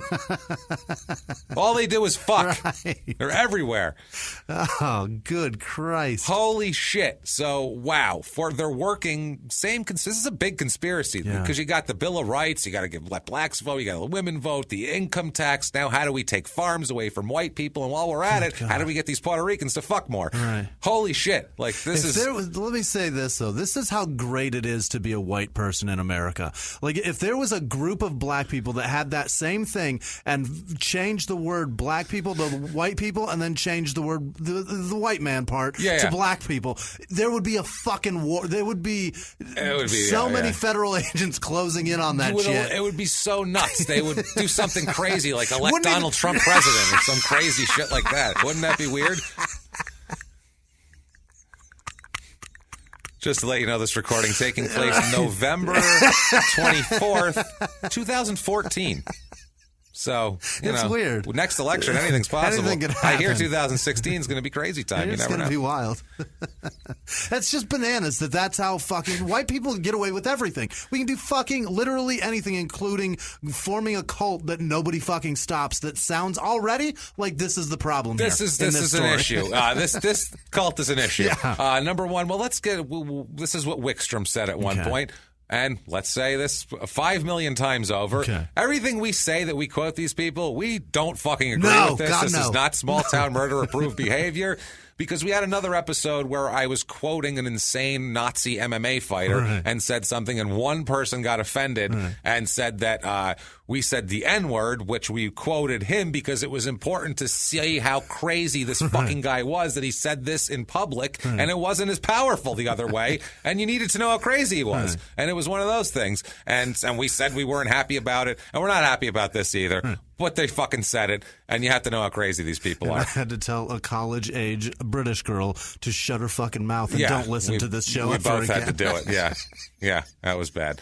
So, anyway, this is what Wickstrom says. Quote, Yahweh, our Father. Oh, boy. That's what they call God figure here. Yahweh, our Father, is at work setting the stage for the final act against the Christ-murdering Jews and their father, Satan. Don't fucking leave him out. And they have uncles, too, that I have an eye on. The Jews' father is Satan. Yeah. Okay. Satan begat the Jews, apparently, and then they did all this crazy Bill of Rights tampering and giving oh, my God. Keeping white people from fucking. It's been hard on them, Jimmy. This is amazing. He said this isn't a videotape. They found a videotape of one of his rallies here. So how the fuck? How do you get like this is like at a timeshare? Like you sit down with your wife, and then they start explaining, and then you look at your wife at some point and then go, "I've heard enough, haven't you?" At this point, how like when he says they're the Jews down? and their father Satan. At that point, don't you look at your wife and go, "Come on, haven't you had enough of this?" But the thing is. These people believe that this man, for some fucking reason, can help heal her. Unbelievable. Because they're that fucking desperate. Now, if they just had health insurance, none of this shit happens. That's the thing that's amazing. Blue Shield. Yeah. This whole fucking story, moot, null, and void if they just had health insurance. God damn it, USAA, where are you? If they decided, let's wait a minute on that premium. Let's not cancel. Let's send it one more month. None of this shit fucking. Not that it's their fault. I'm just saying it's none of this bananas. Shit. Something, and I'm not saying I'm only saying it's something so small. Not that that's small because I don't have health insurance either. But God damn it, stop qualifying it. I'm sorry, but it's man. It's true. It's fucking true. If they would have had Aetna, they'd be fine. They'd be 100. None of this shit would have fucking happened. So you know what? Everybody should have fucking health insurance. How's that? I tried to dance around this fact for the whole fucking thing.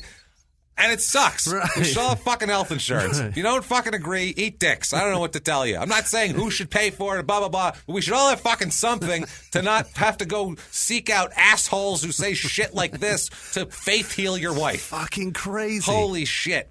So, yeah, these people here, his wife's about to die. He's about to lose his farm anyway, even though they're not even getting half health insurance. She's going to die and they're going to lose the farm. Right. And so he embraces this guy's shit. He goes along. He feels like the group props him up and makes him feel better. Now, another guy that he meets at this one of these revivals is a fellow named Michael Wayne Ryan. He's 6'2", 230 pound, big redneck son of a bitch who's an unemployed livestock driver. He's from Whiting, Kansas, where he lived originally. Also desperate?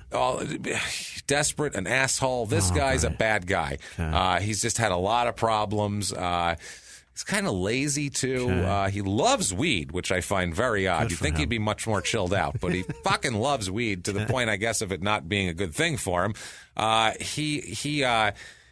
Oh my God, man! I don't even know where to start with this. He was called Jim Wickstrom's main man in Kansas. Got it. Okay. So that tells you he's a part of the posse's upper echelon.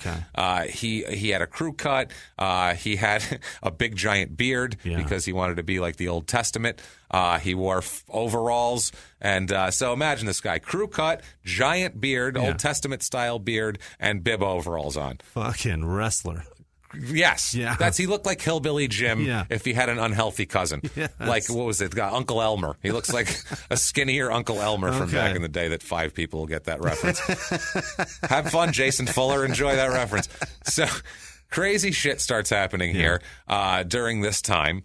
1983 comes around, and we have a overall-wearing, crew-cut having, bearded lunatic, and who's the right-hand man of an even bigger lunatic who is running a insane white supremacist cult, I guess you could call it. That's a great summary. Wow. Anyway, so about sometime in 1983, Michael Wayne Ryan started calling people on the phone to try to kind of gather a group together. Okay, he says that he has orders from headquarters. He tells everybody orders from headquarters. They're big into trying to make this like a weird paramilitary thing too. They give everybody military titles. We'll talk about later. He called. It's so fucking weird. He would tell the people that he called that he himself, Michael Wayne Ryan, had quote talked to Yahweh, and that they were supposed to go out and do some stealing at the time. So I talked to Yahweh. He's cool with it. I got on the horn with Yahweh this morning, and he's really, really up my ass about this stealing thing. I got to fill out the forms and everything, so it's going to come on. No, I need the paperwork by Friday, or my ass is grass, man. Seriously, this is going to fuck up my 401k. Don't mess with me. How do you not set the phone down and look back at your babe? We sat through the Jews coming out of Satan's loins. But he's now telling us that Yahweh is telling us to steal. Like he had a conversation. He's like, I talked to Yahweh. Yahweh said you need to steal. And then, clearly Yahweh said to do it. So, I mean, what time are we going? You picking me up or who's driving? I mean, like we're clearly getting out of this thing now, right? We can't. What are you talking about? You're right. No, you're right. This is Jimmy. This makes sense. This all the pieces are fitting together, Jimmy. It's made a beautiful mosaic landscape of insanity. So if anybody refused to go on the stealing raids, Michael Wayne Ryan would tell them that their families would not be safe if they angered Yahweh. He said that's the other thing Yahweh said. If you don't come, I forgot to tell you. There was a part 2. There was a B to the Yahweh. He PS'd it hard, and he was like, hey, make sure to tell them I'll fucking fuck their I will fuck their mother in the face. You know how Yahweh is. You know. It said signed Yahweh, so you know how that is. It was for sure for him. So Ryan at this point had 4 wives. Now at this point he had 4 wives. Okay, now. That always happens, by the way. Oh, yeah. It's always about sex and power. You can't give a man power. No. And I'm not talking a man, a woman. You can't give a carbon-based being power, of absolute power over people. Even if it's them not to fuck everything. Even if it's 5 mentally deficient people in one room, he will fucking run amok. Yeah. Even if it's a smallest group, he will run amok. He will fuck everybody. He'll steal. Yeah. You can't. People if you can't fit have his power. sexual pleasure, you're it. You're getting fucked. Absolute power corrupts absolutely. For sure. And that's in politics. Never mind in fucking on a farm with, Yahweh dictating the terms.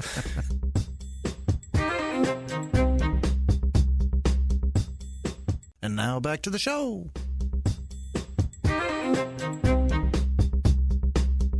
Now, Wickstrom showed Ryan something known as the arm test. Yeah. Okay, this is what the arm test is. This is probably the most ridiculous thing I've ever heard in my life. Okay. If all the other shit before this didn't get you to go, we're going home now, right? Like this, we're not coming back next. Oh, we'll see you next month. Yeah, sure. Like, don't put anything in the plate. We're getting the fuck out of here. This would make you do it. If all the juke, all that shit, this would do it here. Okay, Michael Wayne Ryan would face a group member. The group member would extend his right arm at approximately a 90-degree angle away from their body. Sure. So kind of a heiling, straight up. A lowered heil, we'll call it. Then Michael Wayne Ryan would place his left hand on that person's right shoulder, on the shoulder that's outstretched there, and oh my God, and place his right hand on the guy's right wrist, the person's right wrist. So he'd have a hand on the shoulder, hand on the wrist, of the hand that's out. Then they would ask Yahweh a question, and Michael Wayne Ryan would apply pressure to the person's arm. If the arm dropped, then the answer to the question being asked of Yahweh was no. If the person's arm stayed up, then the answer was yes. What? Now, this obviously is completely 100% based on how much you push down. Right. So Michael Wayne Ryan just decided shit and said, we're doing the arm test to see what Yahweh says. And then if he wanted it to be that, if he wanted it to be down, no, he would push your arm down. Right. If he wanted it to be yes, he would act like he's pushing your arm down. But Yahweh and the power of Yahweh, even though your outstretched arm can easily be pushed down with a hand on the shoulder and wrist, the power of Yahweh keeps it up because he wants the answer to be yes. Okay. This is fucking nuts. That's when you leave at that point. Even if you're an anti-Semitic nutcase, at that point you're like, okay, what the fuck are we talking about? Easily debunked. This is crazy time. So absolutely nuts. They use the arm test for every aspect of their life. Everything. It was literally, should we have this for dinner tonight? They do the arm test. Like, I'm not fucking around. They needed Snopes so bad. Oh my God, the internet. The internet would have made these people worse because they would have just found every rabbit hole, nut shit, bag shit to go down. So this, y'all see, it's flat. The Earth is flat. Jesus Christ! Wow. So April of 1983. This is 11 months after she's diagnosed. Sandra Stice dies. While sitting on the porch of the farmhouse at, not even 27 years old. The worst. Incredible, man. 3 little kids. Or not even 23 years old. I apologize. I was 27. It would be great if she was 27. I was like, Jesus, she really made it. No, not even that. That's insane. She didn't even make a year. Or a little didn't even over a make year. it. No. So Rick Stice here is leveled. I mean, he is. I don't blame him. I mean, this is... Lost a wife, what do now you do? You're gonna lose the farm. What do you do? So what he does is he invites Michael Wayne Ryan and the other lunatics and the other followers to live on the farm. To help. After being instructed to do so by the arm test. Yeah, of course. Michael Wayne Ryan was like, let's do the arm test to see if we should all move on to your farm now. Oh, Yahweh says we should move there. Okay, pack it up. No, Yahweh says so. We're moving in. We're moving in. Wow. Cheryl Gibson, who's another one of these women who ended up there and who ended up being one of Michael Wayne Ryan's 4 wives at one point. She was all up into this revival shit, and she decided to leave her husband and take their 6 children to live on this fucking farm after... Guess, I'm going to give you one guess how she decided to do that, Jimmy. The arm test. The arm test told her, she said, should I leave my husband and take my 6 kids to live on a fucking farm in the middle of nowhere with a crazy religious nutbag? Oh, I should? Okay, good. That's how I'm going to decide my life. What in the shit is going on? Okay, so... How does this happen? That's what I'm saying. So for nearly 2 years, this goes on, of everything is arm test. Yeah. And Ryan is administering it, Michael Wayne Ryan. If he wanted to take one of the women as his wife, he would grab her arm and ask Yahweh if she should be his wife now, and so he'd take another wife. If he thought someone should be punished, he would grab their arm and ask Yahweh for guidance as well. I would have assumed at least a butt trick, not an arm not test. an arm test. Yeah, we're going to do the butt trick. Right. So they from the arm test, obviously, they would go out to Kansas and Missouri to steal farm implements and rustle cattle. Like it's the fucking 1800s. What are they doing? This is the second story, everybody, that we've had where in the goddamn 1980s somebody was cattle rustling. This is ridiculous. This is insane. 2 cattle rustling stories in a matter of like 4 months. They would steal steal the farm implements, and this was all, of course, directed by the arm test. Yahweh told them to do it. They would use the money to buy guns and ammunition, obviously. Creating a fucking militia. And sophisticated video equipment as well, because they wanted to produce their own videos to spread this. Because how do you do it? Think about it in the mid-'80s, 1984, 1985, video stores are starting to pop up. Things are really, you can really disseminate some shit with videos. And they're thinking everyone's watching these videos now. Everyone has, it'd be like making a YouTube video now. They were like, we need a YouTube setup. We just got to get into Blockbuster and we're winners. That's it, man. We get into the video update down there on Main Street. I'll tell you what. Wait till we're in Hollywood. If that Hollywood video picks us up, man, fingers crossed. Fucking bananas. Fingers crossed. I'm going to have so many wives, it ain't even funny. So, he did all this. They bought the guns. John David Andreas, who's another member of this deal here, he said that Ryan told everyone that the place called Armageddon in the Book of Revelation was nothing more than a wheat field, and that the real battle of Armageddon would happen on a wheat field right outside Rulo. Yeah. That's convenient. Wow.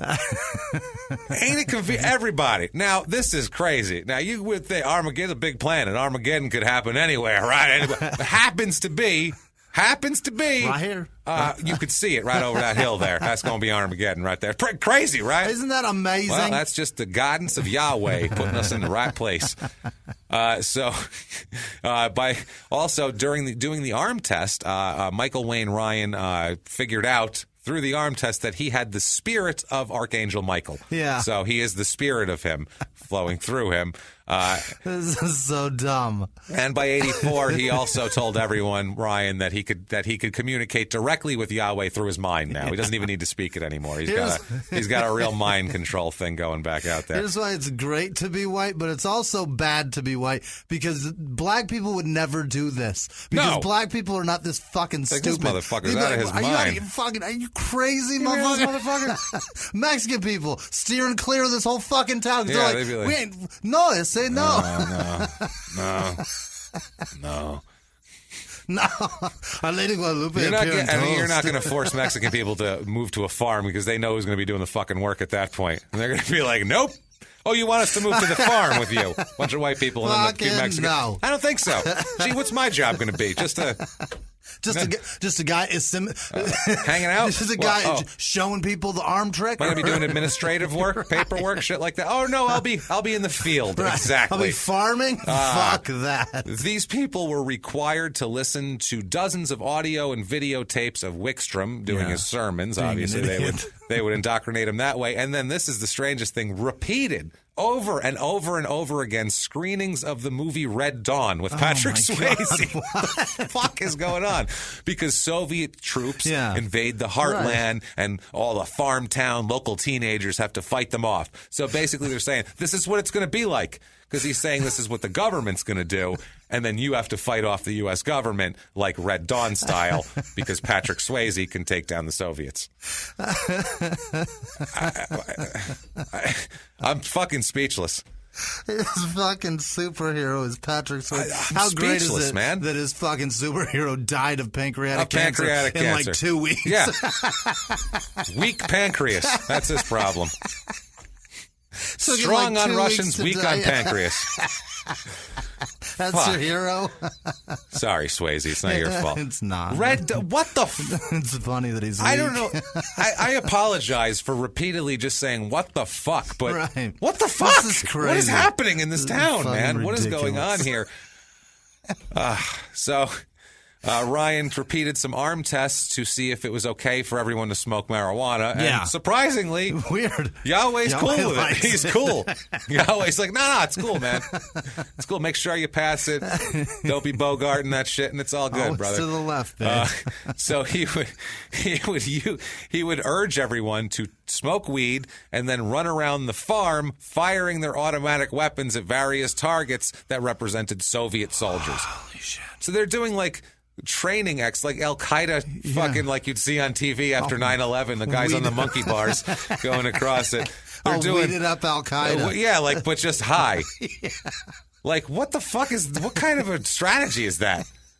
First, I'm like, I'm not shooting anything. Fight when I'm good. I'm cool right here. I mean, shit. Ridiculous. The Russians aren't really here, right? All right. Well, then what are we doing? That would be my response. Is that wake me up when Red Dawn's over? Yeah, it's fine. Wow.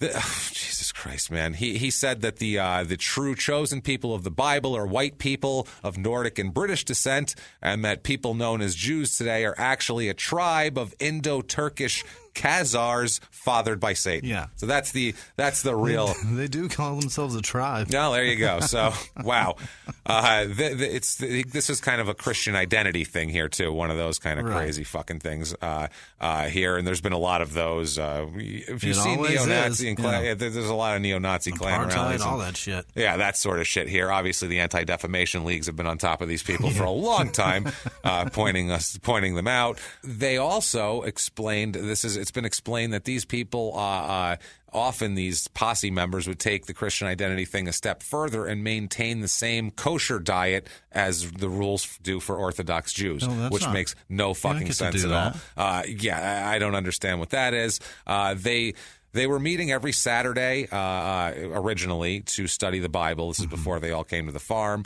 Michael Wayne Ryan would have these things, and on the farm too. It continued every Saturday. More people would come. They were attended by a guy. Remember this name, James Haverkamp. His sister is Cheryl Gibson, who we talked about, who left her husband, took her 6 kids. Lisa Haverkamp, his mother, Lisa Haverkamp, his other sister, his mother Maxine Haverkamp, and his wife Ruth, and their 3 kids would all come to do this shit. The whole Haverkamp clan, Cheryl Gibson, plus her 6 kids, Sans husband. So, Sans husband. Leave that fucking square at home. Yeah, totally. So he would be there. James Haverkamp had a younger brother, and the father would also attend from time to time, as did Andreas, Rick Stice, the Stice children, and Stice had a girlfriend that he had brought in at this point. Of course he did. Of course. Well, it's a meeting, people. This is farm Tinder, as we've said. So we've had Alabama Tinder last week, with farm Tinder. Texas Tinder's the CB. We're getting it all in here. Colts or Nebraska's Tinder. Nebraska Tinder. That's what it is. Like, I don't know. I'll meet somebody at the revival in the farmhouse, I feel. So Michael Wayne Ryan would read and interpret the Bible in his own way. He told that anything that disagreed with his teachings, he would just say, the Jews added that. Right. The Jews added that part. Into our Bible. Right. And we took it, and I'm reading it now. And rather than get a different one that didn't have these pesky Jew passages that we interpreted this shit from Hebrew. These pesky Jew addendums that just keep happening. They were rewritten at that point. They would rewrite verses of the Bible to conform with their beliefs. So like now it's better. Yeah. Now, so that you're wow. Okay. Like society, and then evolves. And so we'll rewrite it ourselves. At the conclusion of the meetings, they would usually smoke weed. It would be like, all right, everybody, now we're smoking weed, which is the weird. Hate, Jews, this, that, arm test, Yahweh. Now let's chill, bro. Yeah, okay, cool. What? Pass the due, bro. What the fuck, man? It's like the beginning of that 70s show, but it's the end of their show. Oh, my God, Jesus Christ. I don't even know what the fuck here. So, by the way, the Cheryl Gibson, the reason why she left her husband is because during the arm test, it was determined that her husband was on Satan's side. And so, she couldn't stay with her husband. So her husband, she said, that arm test is called an uncomfortable ride home. That is a brutal ride. If she stayed there, her and her husband and children would all be killed in an automobile accident eventually. That's what Yahweh said. So she said, well, I got to save their lives, so I'm going to come here. So what the fuck, man? God, she's dumb. So a cult service is held. Michael Michael marries her. Michael marries Gibson there, and Ruth Ryan, who's now Ruth, and her husband, now she's a Ryan. The cult, they had a wedding there. Rick Stice officiated because I guess it's his farm. This guy. And that way, at that point, they were married in Yahweh's eyes now. So Rick Stice, right? That's the name? Yeah. So I'm trying to see this from his perspective and seeing that he lost the person that he adored. Lonely. Yeah. Lonely as shit. He's got 3 kids that he's got to take care of, and he's just got people that are willing to help. That's probably his thing at this moment. Yeah. But still. But you went to this guy to faith heal your wife, and he didn't do it. She fucking died on the porch, so get the fuck out of my house now. My wife's fucking dead. Nice job, asshole. Good riddance. You blew it. I'm hiring another plumber. Take Yahweh on down the fucking road. Exactly. It's crazy. So this whole thing is nuts. I can't get a grasp on it. Yeah. So once they moved in, they had been acquainted here. Michael Wayne Ryan told his wife Ruth that Yahweh wanted them all to be wanted Ruth and Michael Wayne Ryan to be closer to Gibson. That's how he talked her into that whole thing, which is wow. So they're all there. Cheryl Gibson, her kids, Haverkamp, all those goddamn people. Also later on that year, Timothy Haverkamp, who's a cousin of John Haverkamp, he comes in also. Or James Haverkamp, I'm sorry. He comes in. Everyone moves on this farm.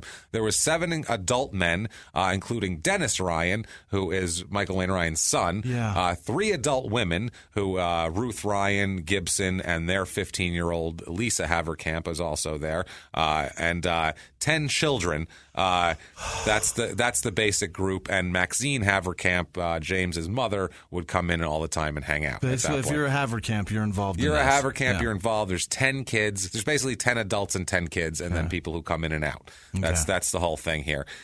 So at this point, Michael Wayne Ryan officiates over the wedding of Rick Stice and Lisa Haverkamp, James's sister. And in 1984, Michael Wayne Ryan also married Cheryl Gibson's mother, Maxine Haverkamp. Good God. So now he's got Ruth, he's got Cheryl, and her mom. So now he's married to a woman and her mother. That is creepy as fuck. This is fucked up. This is like Phillips, Oklahoma, except they made it official rather than just fucking the mother in the trailer and then the wife getting mad at you and all that. He was like, this guy figured it out. Yeah. That guy would have loved. That guy. This is what he was trying to do. Yeah. The guy in Phillips, Oklahoma. He was just too fucking dumb to do it. He just needed an arm trick. That was it. Right. If he came up with one gimmick, the arm trick, he could have done this. That's what he was trying to do. Arm test. Arm test. The butt arm trick. Right. It's the butt. It's the arm trick. We'll call it, and the butt test. So that's what he needed, a butt test. So there's 2 houses, 2 trailers, let's be honest here. They're trailers on this farm. Okay. Stice was determined. He's the high priest of the group. And because he's the landlord. Exactly. It's his place. They're throwing him a bone. That's all that is. Exactly. And he and Lisa Haverkamp shared a bed in the south trailer. That's their bedroom down there. The remainder of the group lived in the north trailer. The men's, there's no towers here, I promise. The men slept in a big room known as basically a tower laid down. That's what it is. A very small tower laid down. All the men slept in a large room they called the barracks, and the women and children slept in various other rooms. Yeah. So that's how wherever that went. Could fit. They just stick all the dudes together. Yeah. Fuck those guys. That's a bunch of dudes that don't trust each other. Yeah, no. All the women are in there. Yeah. They're marrying off to each other, different shit. I'm gonna wake up with your cock in my wife's maw. Oh, Jesus Christ.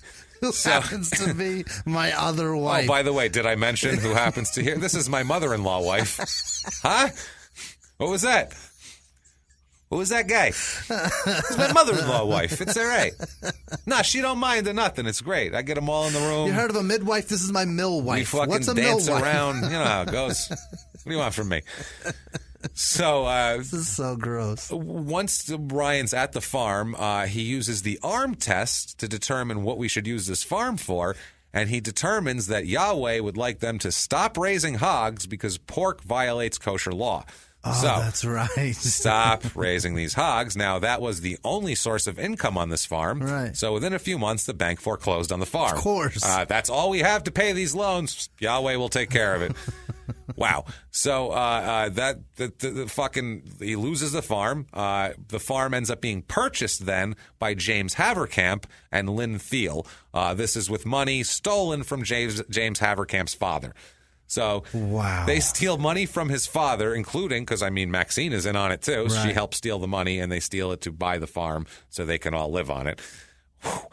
During this time, Michael Wayne Ryan decides, we'll say determines, but I think he just decides.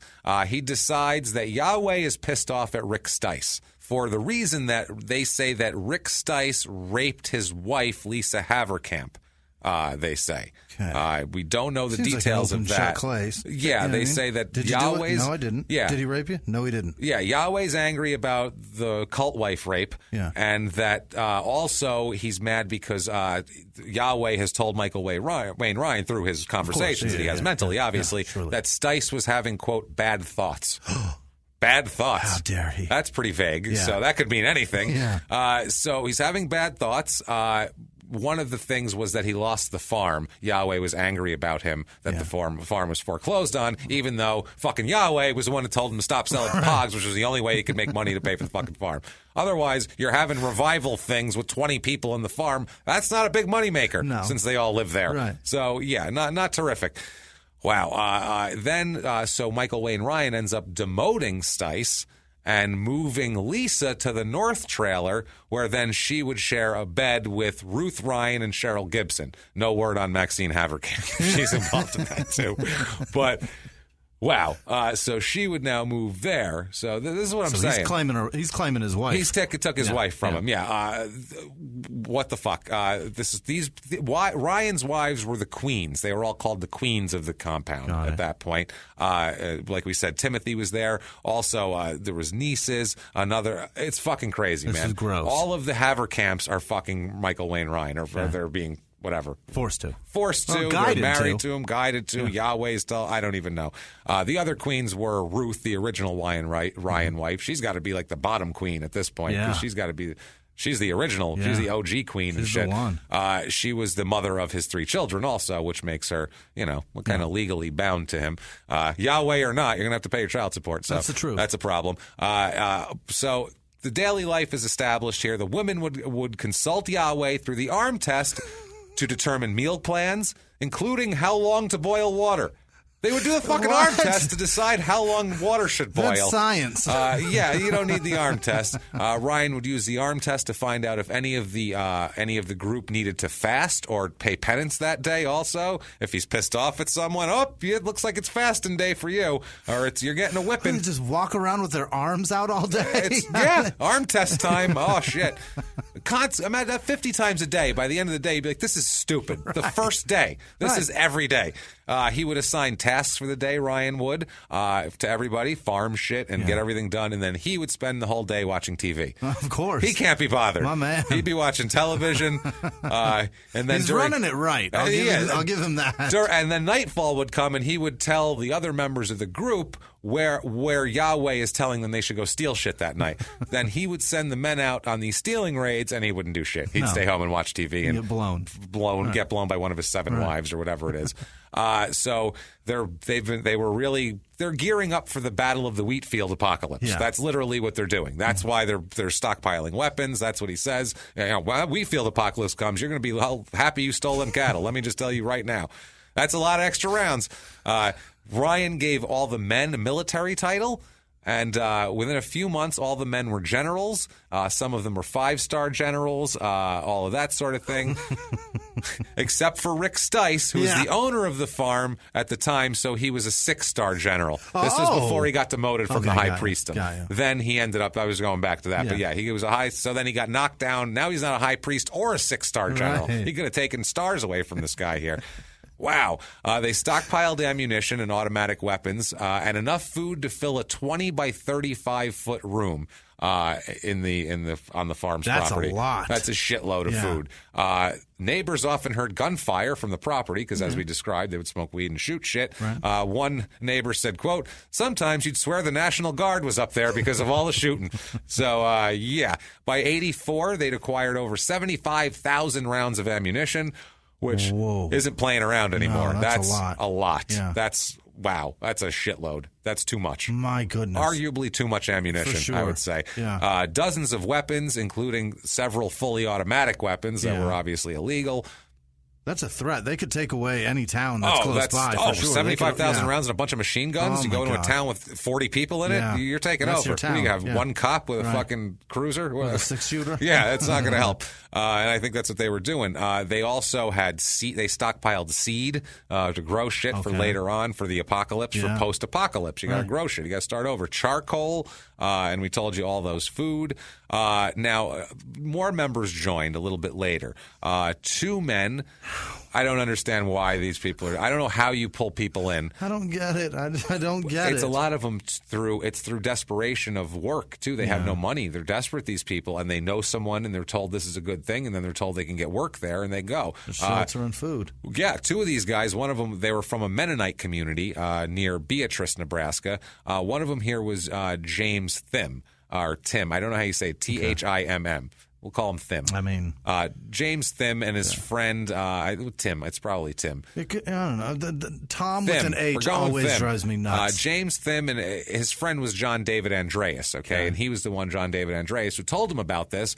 Both of them had been unable to find work. They're going from town to town looking for farm jobs, like Depression era hobos, literally going like, any work today? Anything you got? It's crazy. Now James, he was born in 1959. His mother, when he was a baby, was too ill to care for him. She spent lots of time in the hospital and passed away when he was a small child. It's tough. He went to live with a couple who welcomed him in. He attended the Beatrice Mennonite Church growing up with his foster parents. And his father, too, was there, too. And his father was okay with him being raised by these people.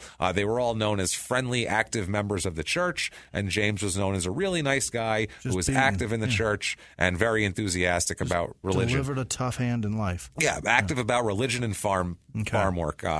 Sometime, though, he started to become friends with, like we said, the Andreas and a couple of the other weirdos that ensnared him into these revivals. And he started to hang around the cult and kind of get into their beliefs and that sort of thing here. Now, at its peak, there's about 25 people involved in this. And most of them are... There are people who are having a hard economic time, financial times, that sort of thing. Brian would hand down punishments that seemed random, a lot of times involving sodomy, by the way. His punishments would involve, like, I guess we're going to have to sodomize. Yahweh says you need this in your asshole, which is wow. Done with the arm test, now it's the butt trick. Yeah, it's the butt trick. The wedding, by the way, Ryan, when he married Lisa Haverkamp, was in 1985. It was June 25th. Then he ended up marrying Deborah Thiel, who was the sister of Cheryl and Lisa, who we told you about there. So now he's married to a bunch of sisters and the mother, and a niece. Much. It's fucking crazy. He really likes the Vandy Camp. He likes those He really does. Those Haverkamps are his type of women. Man, so I can't believe, too, he married, that's crazy, man. He married Maxine Haverkamp. That's just so weird. How do you get the mom? How do you do that? That's what I mean. How did she not? The fuck is going on? Oh, my God. She didn't live on the farm, Maxine, but she would come twice a month to, quote, perform her conjugal activities. Gross. So she'd come twice a month to fuck this guy, which is insane. He announces in 85, Ryan announces that Lisa Haverkamp is now the Queen of Israel. She's the Queen of Israel now. Have you even ever been there, too? I don't know how that happened, but apparently... I don't think they have a royal family either. We've got new information in, and apparently she's the Queen of Israel. What do you want from me? You know what I mean? Oh, boy. Yeah. So now... Meanwhile, they hate the Jews. Like, this is so weird how much they hate Jewish people. Yeah. But they say that Israel and the kosher lifestyle is for them. Because they're saying that they're the real Jews. Is what it's so twisted. This is what I mean. Why we could have spent 4 episodes on just their theology and their insanity and their belief system. It's ridiculous. But it just matters of because as we've seen, we've gone away from all of that, and we're just in Michael Wayne Ryan's whatever he just used that as an excuse to do this. So that doesn't even matter anymore. Very selfish. Any of the shit on the outside doesn't fucking matter anymore. New Year's Eve 1985 or New Year's Eve 84, going into 85. Ryan tells the group that Lisa and he had spoken to Yahweh, and Yahweh says there's going to be some changes coming in the new year on the farm. So they smoked some weed, chilled out a little bit. This will be the same. This is going to be good. We are going to smoke weed still. And then Ryan informed everyone that unless the jealousy stopped, apparently there was some jealousy things, because he's fucking all the women, then if that didn't stop, then something would happen and the law would be informed and then the children will all be taken away.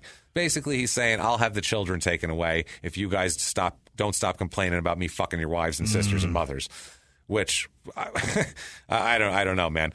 He said that each individual had to make a decision on whether to remain or to leave the farm. This is nut cutting time. Yeah. You're in or you're out right now. Yahweh indicated that anyone who elected to leave would most certainly burn in hell. Yeah. He's been told that, and if anybody elected to stay, he would have to stay with them forever. So you're getting jumped in or you're out right now. Blood in, blood out, bitches. They're going to make, you're either a made man or you're not right now. Or you're fucking out. Sorry. So he said that if anyone decided to stay and then ended up leaving later, that's not allowed anymore. He said, from now on, if you do that, I will, quote, hunt you down and kill you. Okay. So now he's saying you stay or you can't leave. Either you stay, you're not allowed to leave, or you leave now and never fucking show your face again. And you're burning in hell. Now it's a cult thing. Yeah. Now you're not even, now it's not freedom of movement has been taken away. One time during a Saturday Bible meeting, James Thim stated out loud that he wasn't sure there was a Yahweh and expressed doubts. No, he expressed doubts in the arm test. Oh, don't you do that, Thim. Don't bring logic into this, James. The whole thing will come crashing down. Oh, my God. He was saying, like, if you put, he's just him. It's just him. Shrugging his shoulders. Don't you and guys they're see? looking at him like, what are you, fucking nuts, man? And he's like, he's got his arm. Right. Like, he's pushing down. Don't you see that? Wow. And you see his tricep flex whenever the arm drops. Come on. What the fuck, Clearly, man? he's pushing it. So, apparently also, Rick Stice's 5-year-old son, 5 years old. By the way, his name is Luke Stice. He also apparently expressed doubts about Yahweh. Oh, boy. This is a 5-year-old. Yeah. You can convince him that a 6-foot-tall bunny brings him chocolate. But this shit is so ridiculous that a fucking 5-year-old doesn't believe it. But these adults have come from far and wide to live here and hand over their loved ones. What the fuck is happening in this goddamn town on this farm? Not so much so it's that not the town's fault. This is a lady's farm. leaving and then still coming back twice a month to blow this guy. Oh, I'll be back. I'll fuck you. Don't worry. But a 5-year-old sees right the fuck through it. Oh, my God. So that's a no-no to express doubts, even if you're 5. Right. Wow. He knew. Right. Jesus. So in January or February 85, James Thim, Rick Stice, and Luke Stice were now all moved to the South Trailer. Because apparently Rick is going to be punished for his son. Right. He didn't keep his son in line here. Right. Both Thim and Rick Stice were demoted to slaves. Oh, boy. Now they're not even the high priest down to regular guy. Now you're slaves. Thanks for opening your mouth, Junior. Yeah, thanks a lot. And Luke was then called names as never his name. He's 5 years old. They called him, his favorite 4 names were dog, mongrel, gook for some reason. They are not Asian, by the way. And dog shit, he called them all the time. Eesh. A 5-year-old boy. Eesh. A fucking 5-year-old boy who's lost his mother when he was fucking 2 years old. This is horrific. What a fucking monster. It gets so much worse. That's the nice thing that he's doing. So, the part of as part of these changes, Stice and Thim were made responsible for most of the guard duty. They had to do all the guard duty around the perimeter, washing of the dishes, and care of the chicken and goats. That is that's what they have to duties, do. Yeah. Now, Michael Wayne Ryan at this point began to abuse Thim because he's a slave and he treats him like shit. Right. He also would abuse Rick Stice and, of course, Luke Stice, as we told about. He would call him names. Right. Ryan threatened to amputate Rick Stice's penis and threatened to skin and then burn Luke Stice alive. Oh, my God, that's going far. That's far. He said, I'll cut your dick off and skin and burn your son alive, which is a threat. Which is, I mean, all for saying Yahweh might not exist. Yeah, that was for your kid saying Yahweh might not exist. Wow. I can't get my kid to say or not say shit, and he's 11 at 5. He was saying anything. He would have said anything he wanted at 5. Right. That's insanity. So... And now, back to the show. After all this, after the threats, he made Thim and Rick Stice do calisthenics, which was another form of punishment. They would make him do tons of, which is basically what the CIA does to, guys they scoop up and take to Turkmenistan and torture in a fucking basement somewhere. Same shit. Now, in March of that year, Ryan he forced James Thim, to have anal sex with Rick Stice, okay? And told Thim to, quote, make him hurt. Wow. That's how he's punishing these people. He's making an insubordinate rape the insubordinate's father. Yeah, okay. From now on, this is fucking horrible, by the way. It's been horrible. Yeah. Now on, it's not funny anymore for a little while. So buckle up. This is some horrible shit. Okay. We're going to get through it, and we're going to try to be adults about it and be professional because it's really fucking bad. Okay. At this point, Ryan would also force Rick Stice to perform oral sex on his own son. Oh, that's not cool. And force his son to perform oral sex on Rick Stice. That is fucked up. In front of the whole group, too, to make it a little more. If you can't embarrass them a little bit more, try to humiliate them a little bit more.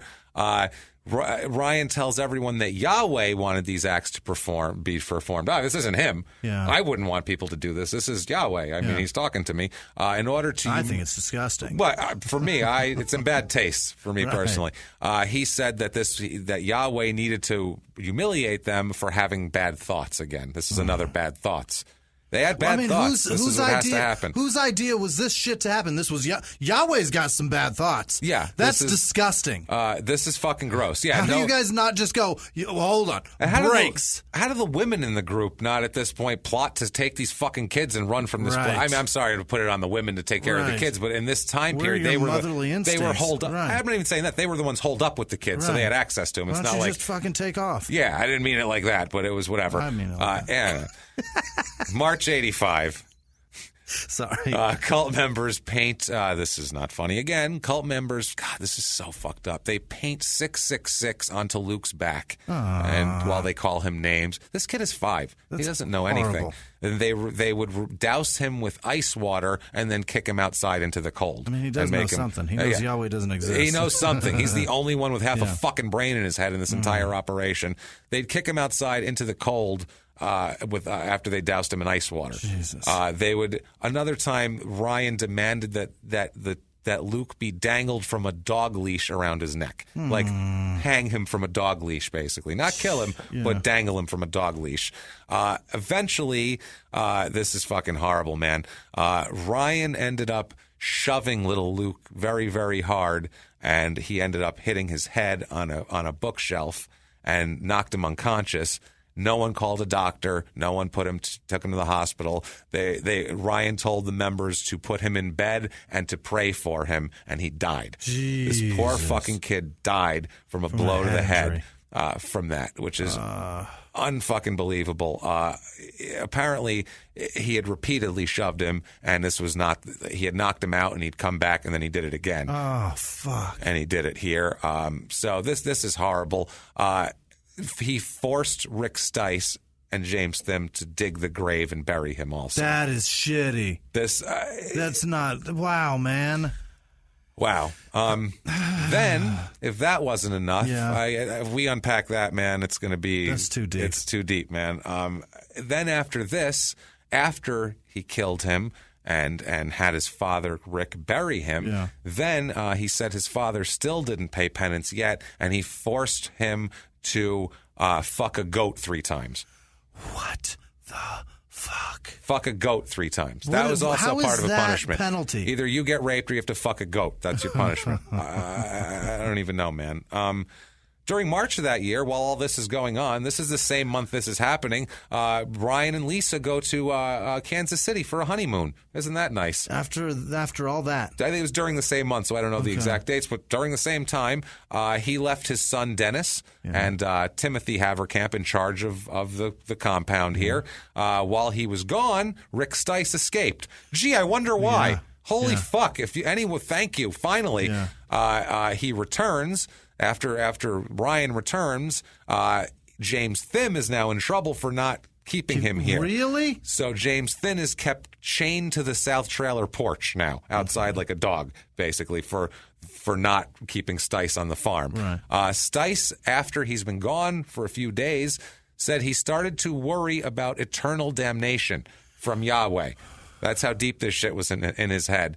And after 7 days, he voluntarily returns to the farm. Unbelievable. He returns there. I get that you have nothing else. Yeah. I understand. Your wife's dead. Your kids are there.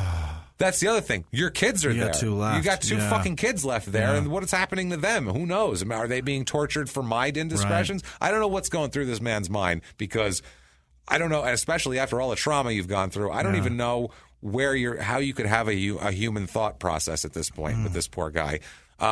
He's finally returns, like we said, 7 days, and Ryan had Stice and Thim both kept chained to the porch trailer now. So now they're both out there like they're a couple of guard dogs, basically, is how he treated them. April 4th, 1985, Rick Stice escapes again. Yes, Timothy Haverkamp had taken Stice into town to do something. Ryan had told them to go, and I think Stice had a Social Security check he wanted to cash for the kids, and that's where the check was coming from. So he goes into town and does it, and Stice escapes, slips away in town, and he didn't return to the farm at all. Now he's gone. He ran away from the fucking farm. Okay. He doesn't contact authorities. What are you doing? He doesn't do shit. Okay. That's April 4th. Not a word from him to anybody until June 26th. So almost 3 months go by. Now, after this ends up happening, he leaves. They treat James Thim even worse, because now it's his fault, and now there was 2 people to abuse. Now there's only 1 slave, so they abuse him. The kid's dead. Stice is gone. I guess we're abusing James Thim now. So Thim was forced, like we said, to sleep chained on the porch. He was fed small birds that the guys would shoot. Oh, that's gross. They just throw him birds and be like, there, eat that. Like just a fucking bird. And also forced to repeatedly have sex with the goat for, I don't know, some sort of entertainment. I don't know if the cable's out. Cable's out. Have him fuck that goat again, I guess, because we need some form of entertainment. Wow. How do you even... God bless you, Thim. How do you even get hard? How do you even... Wow. I guess the threat of death. I guess. April 27th, 1985, Thim is accused of poisoning a turkey. What? Okay. Accused of poisoning a turkey. He's beaten by the men for this and taken to the Hog confinement building. Oh, Jesus. Where he's kept chained for the night. That sounds like a terrible place. Yeah, I would say so. Now, at this point, the men here are Dennis Ryan, Timothy Haverkamp, James Haverkamp, John David Andreas, and James Thim, obviously. His own friend. Andreas is involved. That brought him in here. Those are the guys on the farm. The other adult women were Ruth Ryan, Cheryl Gibson, Lisa Haverkamp, the queens, and then there was 9 young children now, obviously, because one of them is dead. Now, April. By the way, the Lisa Haverkamp was 15, 16 years old. Yeah. So that Ryan took a teenage bride here. So there's that. Let's not discount the fact that he was a vile human being. Yeah. Now, at this point, April 28th, 1985, Ryan sends Andreas out to the Hog confinement pen to give Thim a bowl of granola cereal. Now, Ryan told the men that during breakfast, he told him, he went in there, delivered the granola. He comes back. All the men are having breakfast. Ryan says during breakfast that, quote, Yahweh would be pleased if Thim lasted 4 or 5 days. Okay? So at about now mid-morning, Ryan and all the adult men go to the Hog confinement building, and Ryan tells Thim to take all of his clothes off and bend over a crate. This is obviously not going to be good. Instruction. This is the next couple minutes are going to be horrible. Okay. So just so we know here, Ryan tells James Thim that he is going to be sexually assaulted with a shovel handle. Oh, my God, that's so big. He then inserts the shovel handle. Oh, sweet Pete. He greased it up with, farm grease first, by the way. Reached under the fucking, under the John Deere. He put the shovel handle into a grease cartridge, which would be the same thing. And he told the men that James Thim had not done a good enough job with the goat, and that Yahweh wanted Thim to be, quote, probed. Oh, boy. So Michael Wayne Ryan inserts the shovel handle about 6 inches into James Thim and, quote, probed him for 30 seconds. He said Thim would not stop fidgeting, so... because he's got a fucking shovel handle up his ass. Jesus. So Ryan tied Thim's arms to the crate with baling wire. So now he's tied in this bent-over position. So then Ryan tells the rest of the men that Yahweh he got another transmission from Yahweh just now. Yeah. And seriously, he's like, Yahweh just told me. Yahweh just said, breaker, breaker, everybody sit tight. All of these things are new, like, Yahweh just said we should do this too. And they're like, okay, tie him up then, do it. So he tells them that Yahweh said that he wanted the handle wasn't in far enough. Yahweh said, you're not doing it right. He wants it inserted between 8 and 10 inches, and gives the order for a guy to do that. A tape measure was used, and the shovel handle was marked. They had to be exact. Because Yahweh is quite discerning. He's a stickler. He's a stickler. Okay. Oh, my God. This gets worse. This gets way worse, Jimmy. This isn't the bad part. Okay. While the handle is inserted in him, he told Thim, I ought to shove this thing up to your heart. It is later on. They don't understand anatomy? Like, that's not how that works. No, it was later on found out that the shovel handle was inserted some 2 feet into Thim. Oh, my God. Later on, we find that out. Each of the remaining 4 men in the group took turns probing him, quote, with the shovel handle. That's just jerking it out and putting it back in. Yep. After Thim screamed a couple of times, out of extreme pain, Ryan kicked him in the head and had one of the men put duct tape over his mouth so that they wouldn't have to hear him. A pain in the ass when people cry when you're doing that. James. So, yeah. So I'm sorry. I know you didn't mean to. No, I actually didn't. That's the sad part. Right. So that's the sad part. I'm embarrassed about this. So, poor fucking guy. Now, after he's done with the shovel handle, Ryan instructs Thim to then sign his car title over to Timothy Haverkamp. So Thim is not in a position to argue at this moment in time. He does so. And then Ryan told Tim Haverkamp that Thim's car was his birthday present. Said, "Happy birthday, Tim!" Right in front of him. Yeah, you're getting his car. So now then after that, each man again takes turns probing Thim again. During the second round of probing, his rectal wall was ruptured. Yeah, which is horrific. That's a terrible thing to have ruptured, I imagine. Yeah, so then Ryan decided that the handle was being inserted in too far, and then instead of this, they needed an object that was bigger around. See, we've done the length, but the width. Girth. So then he greased up, Jesus Christ, Michael Ryan greases up the fat end of a pick handle and inserts it into his rectum 3 inches. Okay. The men then do some chores. And was that just hanging out? They say, well, we did that for a while. We're bored. Oh, my God. I guess, Murder, She Wrote's on. Yeah. I don't know. The men then do some chores, and they leave him chained up in the shed like this, okay? That afternoon, Ryan tells the men that Thim had not been punished enough, which I think that's punishment enough for pretty much anything that you do. I can't think of a crime that's not punishment enough, what just happened. That's enough. Yeah, if there was a guy who was fucking kids, and you said that's the punishment, I'd go, that seems like that'll learn reasonable. You. I mean, bet he won't do it again. If he does that again, he really has a fucking problem. I mean, that's wow. So, I mean, obviously we know that's never mind. All he said was Yahweh doesn't exist, but go on. So they return to the building. Thim is removed from the firing crate, and now he's bound to an overhead auger, like Lethal Weapon style, like when they have Mel Gibson chained up back in the day there. Each of the 5 men then give Thim 15 lashes each with a leather whip. Ryan began the whipping, and with each lash, one of the cult members' names was called out. During the whipping, Thim says, he's screaming out, quote, "I'm sorry, Yahweh, please forgive me for what I've done. Please stop this." Where Ryan then said, "Well, you don't need to worry about that because Yahweh's given up on you. You don't have any hope anymore." That's what he's telling this poor man. So after this whipping, Thim is untied and given a sleeping bag and chained up in the hog confinement pen for the night. But he's taken down and given a sleeping bag. Yeah. During breakfast the next morning, April 29th, 1985, Ryan tells the men that Thim still has not been punished enough. Well, Ryan, I'm so glad that you can talk to Yahweh. Fuck, man. God, you're our vessel. They return to the Hog confinement building, and Thim is again tied overhead to an overhead auger.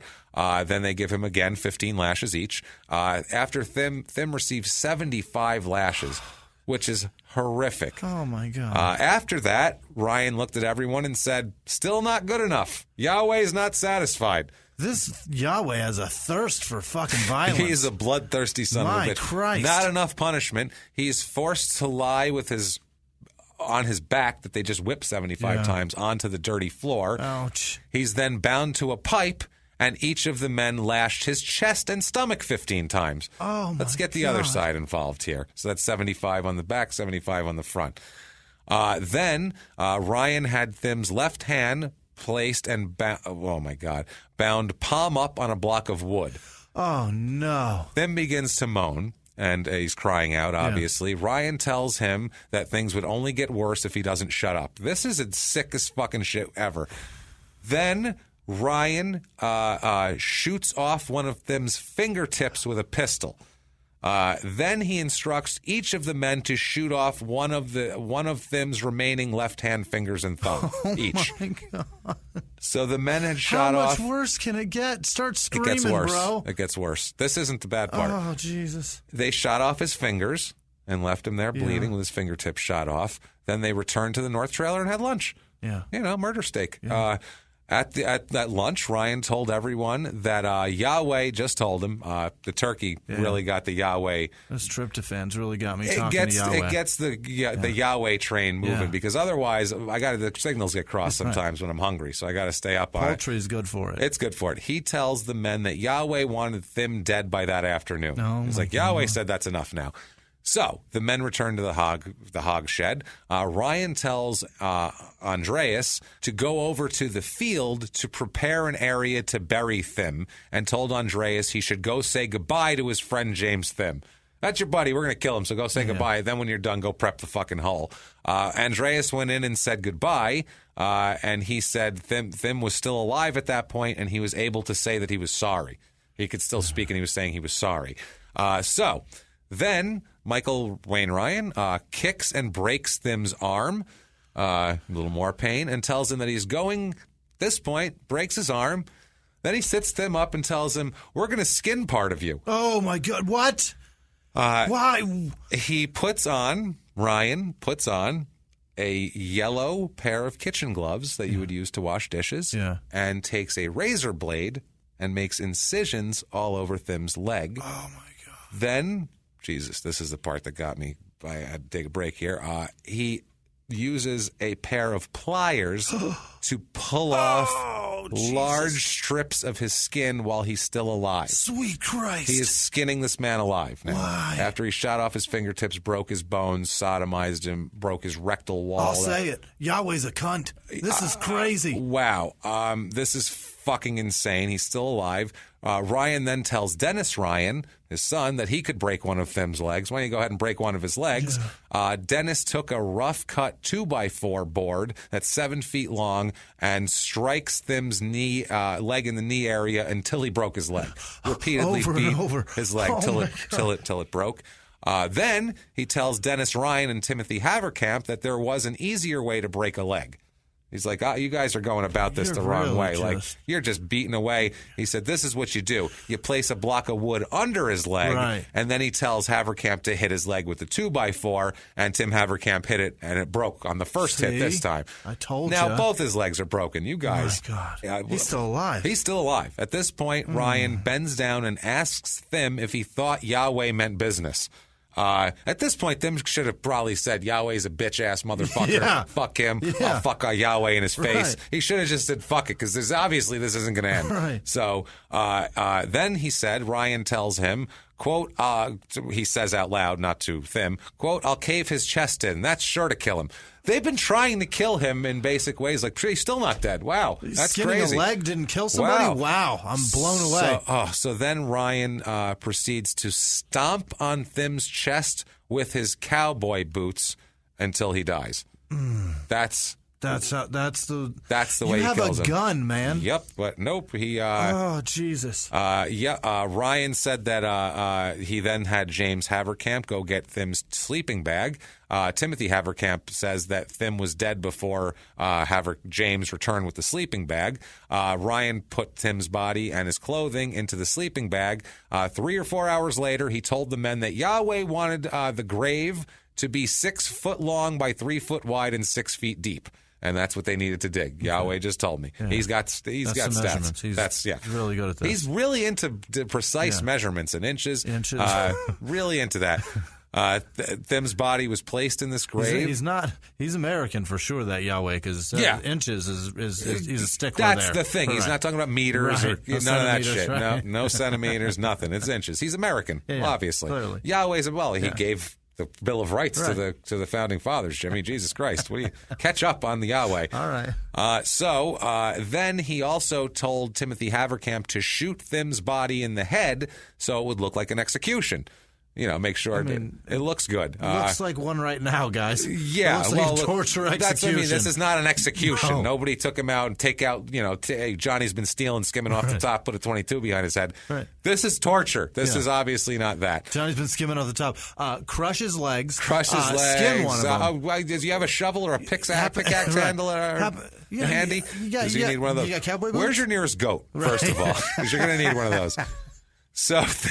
After he shoots him in the head, he covers him with dirt. An autopsy that was conducted on him later on says these are the following injuries is what he had. His anus was markedly dilated. Yeah. Left hand's fingertips had gunshot-type injuries. Left arm was broken. Both legs were fractured at the thigh level. The head had a gunshot wound, which shot had shattered the left side of the skull. There were multiple rib fractures on both the left and right sides of his chest and back. Blunt objects have been inserted so far up into the body cavity through the anus, causing damage to the liver. Colon was torn. Linear bruises were on the body, and skin had been stripped from one of the legs. Victim's wrists and ankles were still bound with baling wire when they found him. Holy shit. Also, by the way, there is a disagreement between two different pathologists that looked over it. Their disagreement is whether the victim Thim in this case, whether his penis had been cut off or had simply decomposed. They weren't sure. Either way, it's not there anymore. Not positive. Right. They said the cause of death was multiple traumatic injuries. They both said, take your fucking pick. Yeah. They testified that later on that the tear in the colon, the whipping-like injuries, the gunshot wound to the head, shock from the broken legs, crushed chest were all capable of causing the death independently. Jesus. So take your pick. Who the fuck knows? Shake it up and roll it. You can die from a leg injury like that. Oh, I guess to death. You have no skin. Yeah. You could cut a artery too. And that's fuck, man. So June 25th, 1985, James Haverkamp and Andreas are arrested by the police while attempting to return to town to the farm with a sprayer rig that they stole in Kansas. Okay. While they are in jail, they give law enforcement information about the farm and about everything that allows them to secure a search warrant. Yeah. It's at this point, June 26th, like I said, is when they talk to Rick Stice also. Yeah. Once that comes out, and he's got some tales to tell, and they killed my kid and everything else, and they're like, oh, holy shit. So they get a team of people from the FBI, the Bureau of Alcohol, Tobacco, and Firearms, Nebraska State Patrol officers. And they burn that motherfucker down. Richardson County Sheriff's personnel. Right. You fucking name it. And they also bring in James Haverkamp and Andreas to tell them where shit is. And they search the farm on August 17th and 18th, 1995. On August 18th, 1995, they find James Thim's nude, partially decomposed body. They also find the shallow grave of Luke Stice. They confiscate 150,000 rounds of ammunition. My Christ. 30 semi-automatic rifles, 15 fully automatic machine guns. What? More than a dozen pistols, and $250,000 worth of stolen farm machinery. That's where that money came from. Including motorcycles, a backhoe, and other machinery, all which have been reported stolen by farmers in a 100-mile radius. Yeah. So, September 25th, 1985, Ryan is charged with Thim's murder, thankfully. At trial here, there's the Jesus Christ, man. He tried to plead guilty by insanity. Yeah. He tried a bunch of different shit. At the trial, his attorney tried to convince the jury that they were all insane. Yeah. Everyone at that fucking farm is insane. I agree. It's hard to convince a jury that one guy's insane. Yeah. 20 people, they all happen to be insane. Right. He says, quote, they marched to the drum of Yahweh. They didn't think in terms of violating the law. These people were not playing with a full deck. No shit. Yeah. Playing with a full deck and not criminally responsible are not the same thing. They're way different. So they have all sorts of facts that tie all the 5 men involved in the murder: James Haverkamp, Timothy Haverkamp, John David Andreas, Dennis Ryan, and Michael Wayne Ryan. They all testify also. Yeah. Everyone does, including Michael Wayne Ryan, testify. A guy like this has to talk shit. Oh, God, he's so proud. He has to. Yeah, he's proud of this. I'm surprised he didn't act as his own attorney, honestly. I really am. This is the type of guy that's the guy that does it. I got this. I don't need you. It's only because he wouldn't want his followers to see him as subservient to some Jew lawyer here. Yeah, that's what it is here. Some state-funded Jew lawyer funded by illegally obtained tax dollars. Right. So, yes, so they're all there. They testify to the specific instances of probing, whipping, shooting, kicking, and beating. It's funny. They all agree on the facts. No one has any varying of the facts. Then we stuck it up as that. Did you mention the pickaxe handle? Because it was wider, because we took that in there, too. 8 inches deep, 7 inches girth. We did grease it. You got to say that. Don't forget the John Deere grease. Yeah, Haverkamp at the hearing, he shifted the blame to Michael Ryan, obviously, during his hearing. Right. He said, quote, I don't think anybody could have foreseen what happened here. Once you're in that environment, it becomes like a psychological trap. You can't get away from that influence. Well, you and the other 4 guys can say, let's fuck him up. Right. You can do that. Or you can say, how about let's not fucking do that? Anybody want to call the cops? Anybody? Did he just say insert at 8 inches? Let's call the police instead. Hey, I gotta take a leak quick. I'll be back in a minute. And then you run from the farm. So find one of those rotary phones. Yeah, he testifies, Michael Wayne Ryan, and he doesn't deny anything. He doesn't deny. He says that what everybody else said was pretty much true. Yeah. He just says that he said that James Haverkamp, though, was the instigator of most of the thefts, and that that he didn't force Andreas to go to the farm, and also that steal shit. No. Listen. That's right. Listen. I'll skin a man alive. I'm a decent human being. Rape him. Fuck yeah, I'll rape him. Steal shit. No, sir. I will have men fuck a goat. Now, I'll do that. Right. I'll kill a small child. I didn't rape a goat. But I didn't rape a goat. No. See, there's a difference. See, I saw a man. He paid his penance for raping that goat. Y'all ever taken a pickaxe up the ass? I know someone who has. So he says his other contention. But steal shit, no. No. Now, the other contention was also that he was very upset that they were claiming that Andreas and Thim were best friends. He's like, they were not best friends. Okay? That shit doesn't matter. Did you fucking kill a man? Who cares if they're best friends? He also says that I didn't always lead Bible study. So that's like any of this fucking matters. You skinned a man alive and killed a child. The line in the sand that he's drawing. He also says that Cheryl Gibson testified against. Everybody testified against him. Yeah. He says that she only testified against him because she was threatened by the FBI, and that was it. And that Michael Wayne Ryan was tired of people on the farm, and that he wanted to leave, and that Lisa Haverkamp had more power over the defendant. They're all shifting blame. Yeah. Cheryl's like, look, I wanted to leave. Lisa was the one with the control over him, so I couldn't control when he wanted to skin a guy alive. That's not my problem. Right. They're all trying to minimize their roles here. They said that Rick Stice, Michael Wayne Ryan said that Rick Stice was responsible for the abuse of his son Luke, and it wasn't Michael Wayne Ryan's idea for Stice and Thim to have homosexual relations, and that the defendant, Ryan said that he tried to stop their homosexual activity, saying Yahweh's not cool with this, guys. And he said they were just fucking like crazy. He couldn't get them to stop. Stop 69ing for 5 seconds because fucking Yahweh is not all right with this. I'm trying to punish you if you would get his penis out your mouth. And then they would bring up like, okay, that has nothing to do with what we're talking. That's all great. Let's say we believe all of that. You still fucking tortured and killed the guy, which was kind of what we're here to discuss. Right. So, yeah. It's like they're the mediator of like a bad divorce, and the girl's like, "You fucking, I saw you hitting on that waitress," and the guy's like, "Yeah, but I fucking hate your mom," and they're like, "Listen, you guys don't like each other. We're just trying to divorce you. You're talking about different things. Why are you guys doing this?" Well, that's not even the stupidest thing he said. He also says he testifies in a court of law that Yahweh, not him, had them chained up in the shed. Okay. He said, that wasn't me. Yahweh told everybody to do that. I can't be responsible for what God tells people to do. I'm only a man. He also says that Thim agreed to his torture. He wanted that torture, and that Ryan did not kick Thim in the head. That was the other thing. I didn't kick him in the head. I did all the other shit. That didn't happen.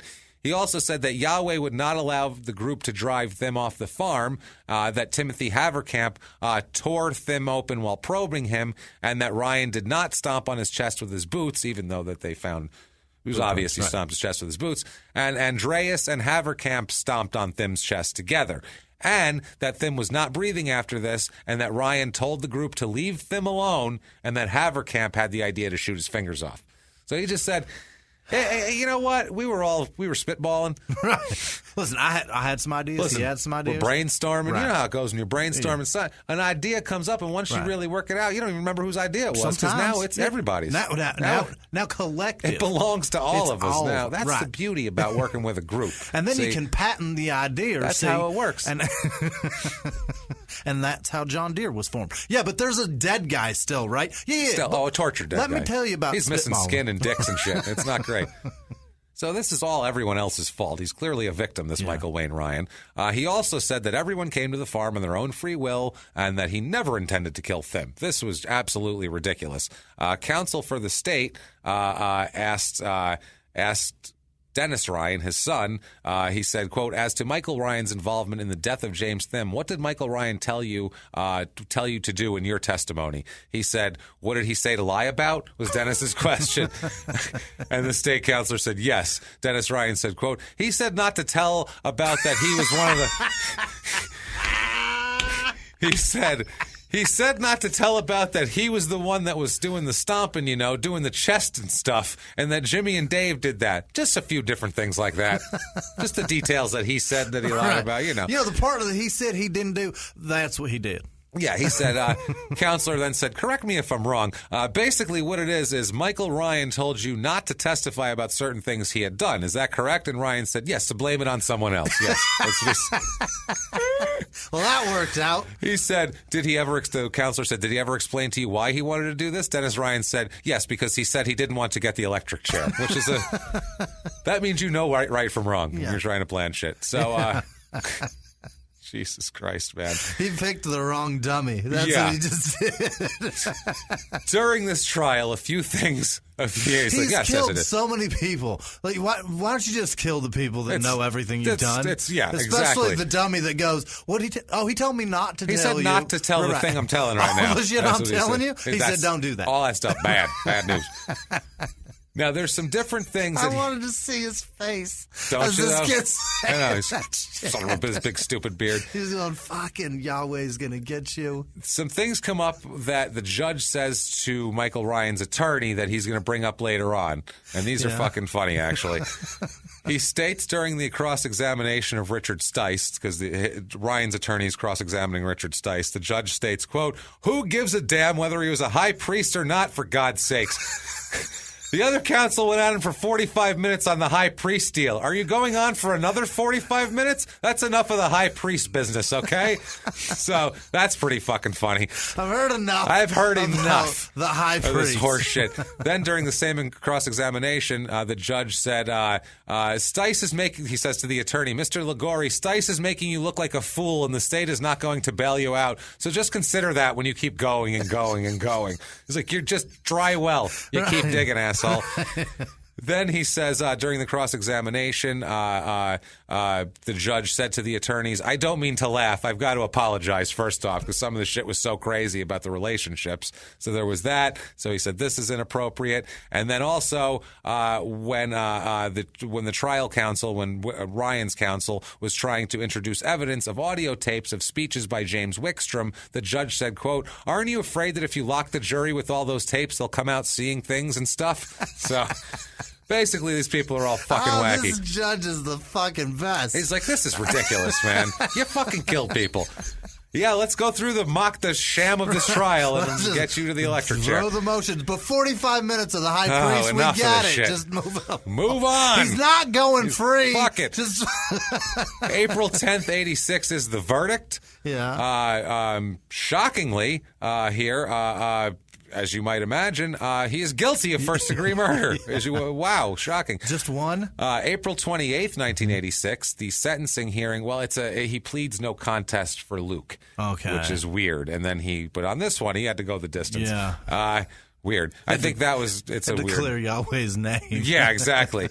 Because that one, I think, they wanted to get that out of the way, so I think they gave him some kind of. I don't know exactly how it worked because that wasn't in the documents. The proof probably was a little more That's tough the thing. there. It's shakier proof than this, which is like we all witnessed skinning. Right. So. Jesus Christ. There's a thing that comes up after the sentencing here. By the way, on October 16th, 1986, Timothy Haverkamp is sentenced to 10 years to life in prison for all the crazy shit he did, which seems a light sentence. Yeah, that seems a bit generous. Is that the word? I would say so. Yeah. There's something that's going to come up with on appeal here. It's during the sentencing, August 28th, 1986, which is during the sentencing. Judge Finn meets with members of the Stice family in the courthouse. Now, part of the time the prosecuting attorney was present. Basically, the Stice family wanted to know why the Thim murder trial came before the resolution of the Stice murder charge since since Luke died before Thim. Mm-hmm. And they also had a question in regard to the no contest plea bargain that Ryan had entered into with the state regarding the death of Stice. Got it. So it's that sort of thing. And the judge was talking to them, which is sort of inappropriate. And we'll find out later on about that. But doesn't matter because on that date in 1986, the judge is looking over this dipshit, and I'm sure it must have felt good for him to say, "You, sir, may fuck off." Sentenced to death, electric chair with this asshole. He got the chair. He gets the chair. He's sentenced to death by Robert T. Finn. So that's that. November 1986, Rick Stice is out there in the world, man. Yeah. This guy has lived through some problems. Yeah. He's had a lot of issues. He's seen some terrible things. He is 26 years old. Oh, my God. He's been through... I didn't even think about that. That's what I mean. Most people are, they're not dealing with shit like this. Yeah. They're doing whatever. Where are his other two kids? There's an article about him, and we'll talk about that. There's an article where he's like, some people his age have just gotten out of graduate school. They're trying to work their way up a corporate ladder or whatever. This guy, no. They said that he's just a fucking mess. They said in this article that he remains an enigma. They said people aren't sympathetic for him at all. Really? No. One relative said, quote, "People here in Rulo don't want to have anything to do with Rick. They can't help thinking that he should have taken a bullet himself instead of letting his own boy die." Garnetta Buttrick, the mother-in-law there, the Mama Buttrick, said, quote, "This has been just horrible. I don't feel right about Rick. I just can't because of what happened on that farm. But you can understand how he needs to put this behind him, too. He lost everything. He lost his farm, he lost his wife, he lost his son, and the rest of his family, too, because they end up going to live with relatives." Got it. So, August of 1989, there's appeals. The Supreme Court is considering 60 assignments of error that Ryan has put forth. My goodness. Starting out with the sentencing talk with the family. There's so many different things here. They deny all of them, obviously. There's a couple that are like, some merit on this one, but not enough to make it matter. February 15th, 1990, Nebraska Supreme Court denies his motion for a rehearing. October 1st, 1990, the United States Supreme Court denies his petition to be seen in front of them. So it's getting scary now. October 19th, 1990, Ryan files a motion for post-conviction relief with the District Court of Richardson County.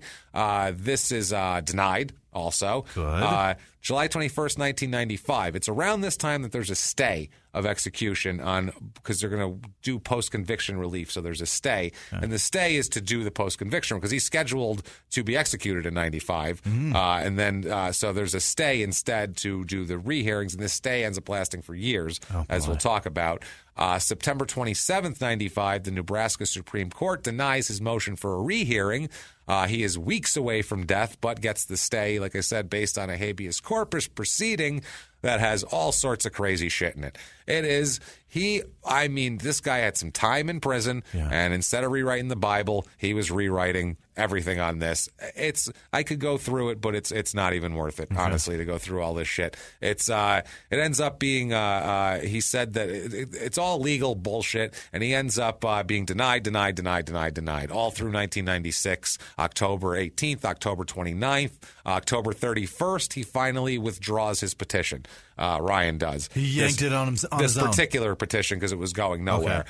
So November 21st, 2001, this is habeas shit again. The judge on his own motion, Ryan's own motion, directs that Ryan shall be transported to the Federal Medical Center in Springfield, Missouri to undergo comprehensive psychiatric examination to determine his competency to proceed on his own behalf or to waive any claims he may have in the habeas proceeding. So he's trying to say, let's find out if I'm crazy. Maybe I haven't tapped that one yet. Right. Let's try that. There's an appeal there, and they end up doing it anyway. They take him in. Obviously, he's crazy as shit, but it doesn't matter here. The judge clarifies a memorandum, and it's such legal bullshit. Anyway, doesn't matter. All the competency things come to the judge's recommendation. He says, as a preliminary matter, the judge finds that Ryan is and has been competent during these proceedings. He also finds that Ryan was competent at the time of the trial and cannot demonstrate prejudice to excuse his procedural default regarding his competency claims. He tried to be retroactively incompetent, and that doesn't work. You can't say you were crazy 10 years ago. I'm now. Good now, but I used to be really fucking nuts. I was so crazy back then. I was so crazy I didn't realize it enough to tell everyone that I was crazy. Isn't it crazy to make a man suck his own kid's dick? Isn't that crazy? I think that's crazy. His issues here in his appeals are that it's alleged that during much of Ryan's testimony, he said the judge turned his back to him. I guess that's a signal to the jury that it doesn't matter. See you either, sir. Yeah, who the fuck wants to look at this guy? He also says that the judge had ex parte communications with the family, which we talked about here. Said that the judge participated in another violation with the family. He says he had ineffective assistance of counsel. Obviously, that's what the only way you can go to here. He said that the judge abused his discretion and in failing to convene in a 3-judge sentencing panel. So he says his right to due process was ruined. Basically, he is just every nitpicky thing you could do, which is what you do if you're facing the electric chair. But they end up telling him to eat dicks or fuck goats or whatever you want to, however you want to put it.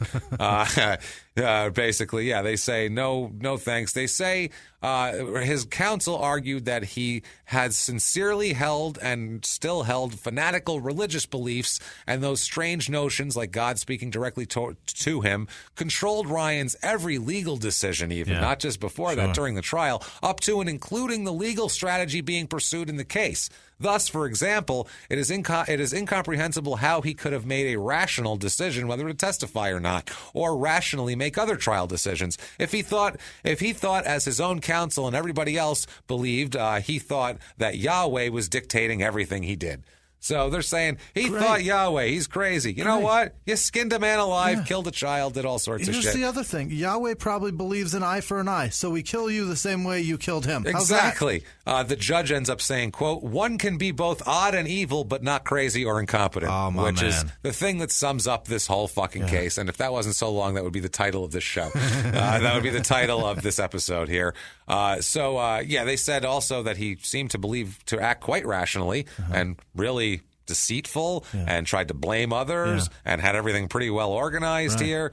The psychiatrists testify in different hearings saying that delusional disorder, grandiose type of thing. They said one doctor calls him a paranoid schizophrenic, but then all the other doctors say he's not a paranoid schizophrenic. And a paranoid schizophrenic is kind of the one thing that might get you off on some shit, because that means you're dissociating, you're delusional and shit like that.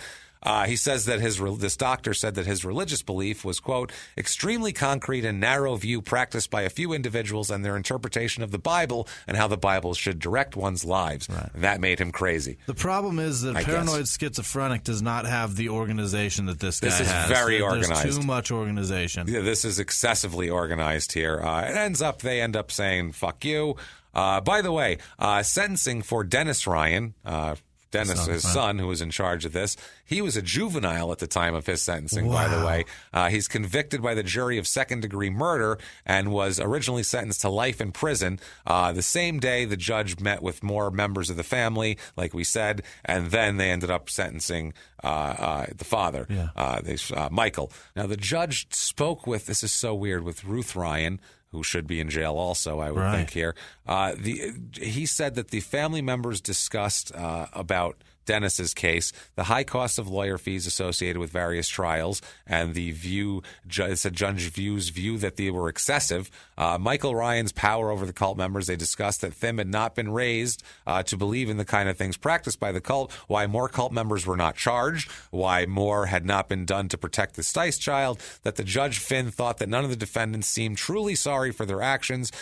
Judge Finn's view that a life sentence usually meant that the defendant served about 14 or 15 years before becoming eligible for parole, and that someone should write a book about the case, and that Judge Finn offered to make the record public so it's available to one of the family members if she decided to write about the book. So that's another. They're bringing up his talking to the family again. That's what they're saying. The judge said, if you want to make a profit off this, I'm fine with it. I'll make it unsealed documents. That's pretty much it, yeah. And he has a problem with that? He has a problem with that. So July 28th, 86 is when Ryan pleads no contest, second-degree murder, and he's sentenced to life in prison for the crime.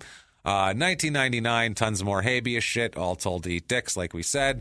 2003, the 8-year stay of execution is lifted by the U.S. District Court, who said, quote, this guy's great, U.S. District Judge Richard G. Kopp, who said, quote, there is not the slightest doubt that of the petitioner's guilt, the most horrendous torture and sickening murder imaginable. If any man deserves to be put to death, that man is Michael Ryan, which I think this is what this shit was made for. Says a guy that's plugging in a chair. Yeah. By the way, it is around that time where Nebraska 2009 switches from the electric chair to lethal injection. So they do that because, the thing doesn't fucking work half the time. We can't be doing that. By June. Although, if there's a candidate that's to see if this shit works, this is our guy. That's the guy. Yeah, let's try it. What do you say? Give it a shot. Let's just hook him up to a car battery. Let's do the last one. I don't know. Let's let Ryan Stice have a shot at him, I'd say. Let's let it go out in style. Let's do it. Let's use it one last time. June 2004, James Wickstrom, there's an article on him that he is just getting attacked constantly. Someone burned down a furniture store where he had been preaching. So, not even his shit. No, he's been here. He comes here, we'll burn your shit down. People are not taking this shit here. He bought an ottoman here. Light it up. Fuck it, light it up. So the sister of James Thim, she's against the death penalty here. She said, quote, if there's anyone that should die of the death penalty, it would be Michael Ryan, but I don't feel that we have the right to say who should live or die. Okay. She says, understandable. A Supreme Court judge said, quote, it is our Supreme Court state one said, quote, it is hard to conceive of a more senseless and brutal murder. We find that his death sentence is justified when compared to all other homicide cases. So he's good to die. 2009, Tim Haverkamp is paroled. What? He's out on the street. He serves 23 years of 10 to life. He was called a model prisoner, entrusted to work at the governor's mansion. He's released on lifetime parole. What did the governor have to say about that shit? I don't know. Let's have this weirdo murderer here. November 27, 2013, Haverkamp asked the Nebraska Parole Board of Pardons to grant him a commutation hearing to be off lifetime parole. What? The board will consider his request. Doesn't have a good. The body has granted just 3 commutations for first-degree murder in the past 23 years. Not usually. May 21st, 2014, the Nebraska Board of Pardons voted unanimously to grant him a commutation. He will be released from lifetime state supervision. What are they doing? Summer of 2014. So he's out there wherever he wants to be. Nebraska, you are idiots. I would say so. One of the parole board members said, quote, you've really kind of come from the depths of hell in a cult relationship with a lot of real horror and violence to a life of great stability and great peace, it seems. I don't care. I don't give a fuck. You participated in some fucking horrific shit. Horrible murder. Horrific shit. So Michael Wayne Ryan is he's up there. He's waiting for death. He's waiting to be executed. He's supposed to be executed late 2015. May 25th, 2015, Michael Ryan dies on his own. Fucking dick. 5:45 p.m., he dies of metastatic carcinoma of parotid gland origin. It's salivary cancer. Right? Yeah. Salivary cancer. It's very, very rare, actually. It's really? like 1% of some. It's very rare. That's awesome. The one he had, super fucking rare. You know what else is really rare? That you can talk to God. And you can do that, too. So it makes sense, man. This is just amazing. So he is dead. Now, like we said, the sister never wanted him to be killed in the first place, but she does say that this death means no more appeals, no more execution dates, and no more opening of old wounds. She said, quote, "This stops the trauma," which that's good. James Allen Thim was finally buried once he was pulled out of the ground. He is buried in Richardson County, Nebraska. He's buried in Beatrice, Nebraska, which is in Gage County, at the First Mennonite Church Cemetery after a goddamn going out in a rough way. My word. Give yourself a pat on the back, and I don't know what to say about that. Yeah. Take a little extra glass of wine tonight, something like that. Smoke an extra joint after that case, because I need to, and I needed to. That was fucked up. I'm just happy that the dude's other kids got out. His kids went to family. Yeah. I'd love to know what ended up happening to Stice and what his life became, and how much you'd be an alcoholic. How shitty is that? It'd be so bad. The whole community just shuns him. And then they shunned him. Leave. Get the fuck out of there. Nothing but bad memories, horrible shit. I would get the fuck far away from that place, man. Anyway, if you like that story, you are truly a sick bastard, but we love you for it. We love you, and if you did like that story, please do us a big favor. Get on iTunes and give us 5 stars and tell us all about it. It really, really helps us on the business end. Now, speaking of business end, if you want to help us out even more on the business end and keep this show a thing that we love to do and that you love to listen to, and you want to be one of our producers who we just want to hug and squeeze, you can do that very easily. We won't hug you if you don't want to be hugged, by the way. I'm a great hugger, though.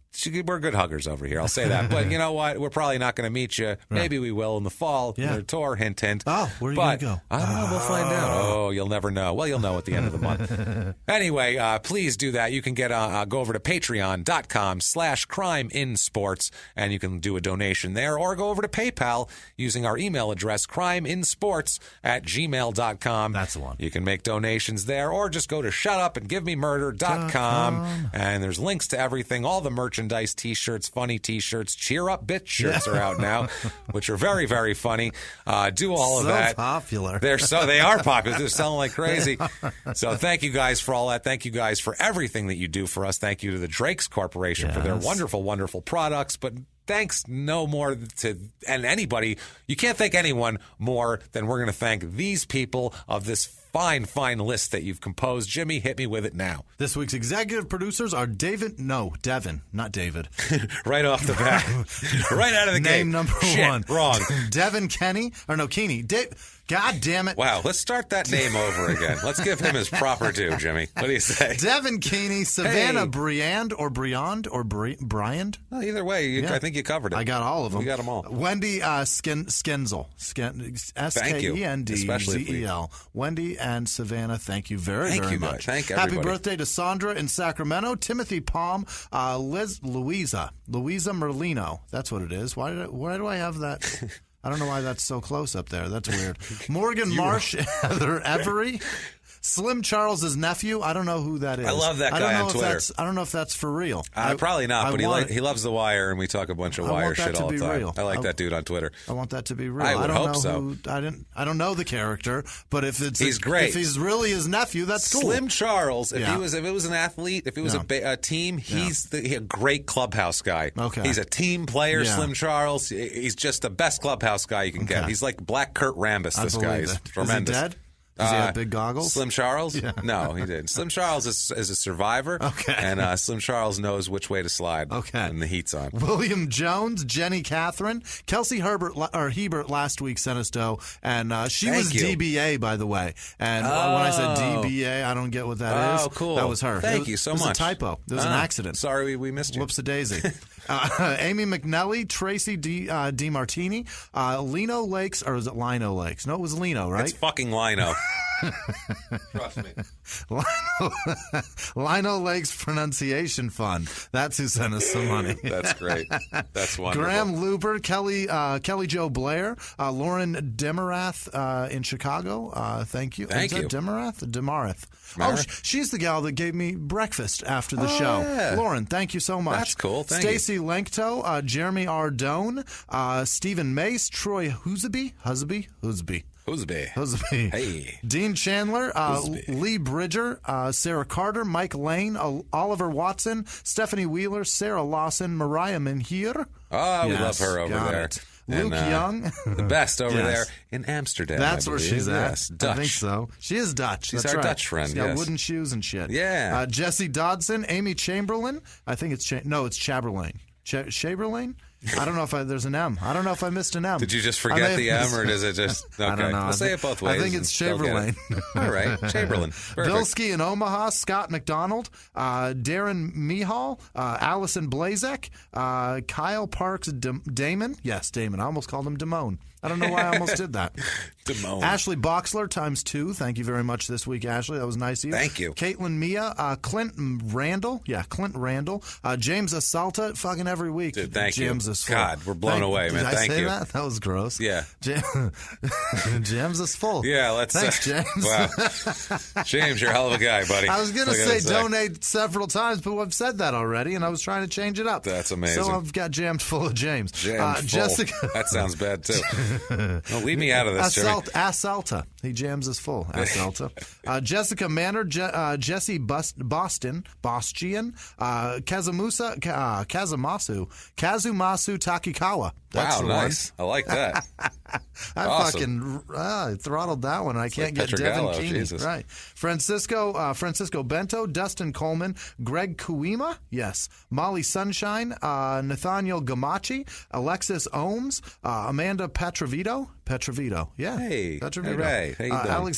Alexandra Dolezal, that's a brutal last name now, yeah, isn't that's it? a tough one. That's a tough one to fucking run through the rest of your life with, Alexandra. Sorry about that. Sorry about your life. Sorry, you're dealing with a liar. Aaron, not our problem. Aaron Gerald, Natalie Ulvin. Probably, yeah. Yes, Natalie Ulvin. Pamela and Natalie are going to be here tomorrow.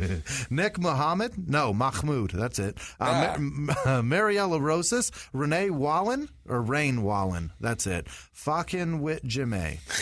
Yep. I deserve it. You did it. Yeah, you got that. Kaylin Simpson, Tom Day, Nick Judkins, Kristen Solasinski. Yes. Hey, Meg that Keane. sounds pretty good. I know. I nailed it. Meg Keane, Jake LeBeer, Victoria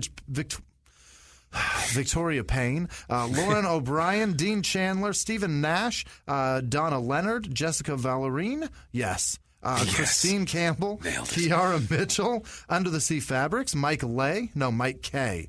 Fucking, I'm an idiot. Bonnie Milne, Meg Smith in Detroit. Thank you, Meg. Jero, or Yairo. Yeah, probably Euro. Yeah. Bonnie Milne, I said that. Like Julia Miller. Guy. Yeah, could be. Yeah. Paul Roost coming through again. Thank you so much, Paul. Roost. Thanks, Paul. Unbelievable work this week, Paul. Yeah, man. Your fucking memes were fantastic. Lots of Probert to go on there. Give your little guy a hug for us. Yeah, Richard Cauty. Renee Rath, yes. Kate Myers, Aaron Laporte Rader, Brandy Dunkel, Shitface McGee, Greg Zydonk, I think, yes. Tyler Gwill, Adam Thorpe, Jesse Hartman, Patrick Feta, Bitch. I don't know what that is. Bye. Triple E, bitch.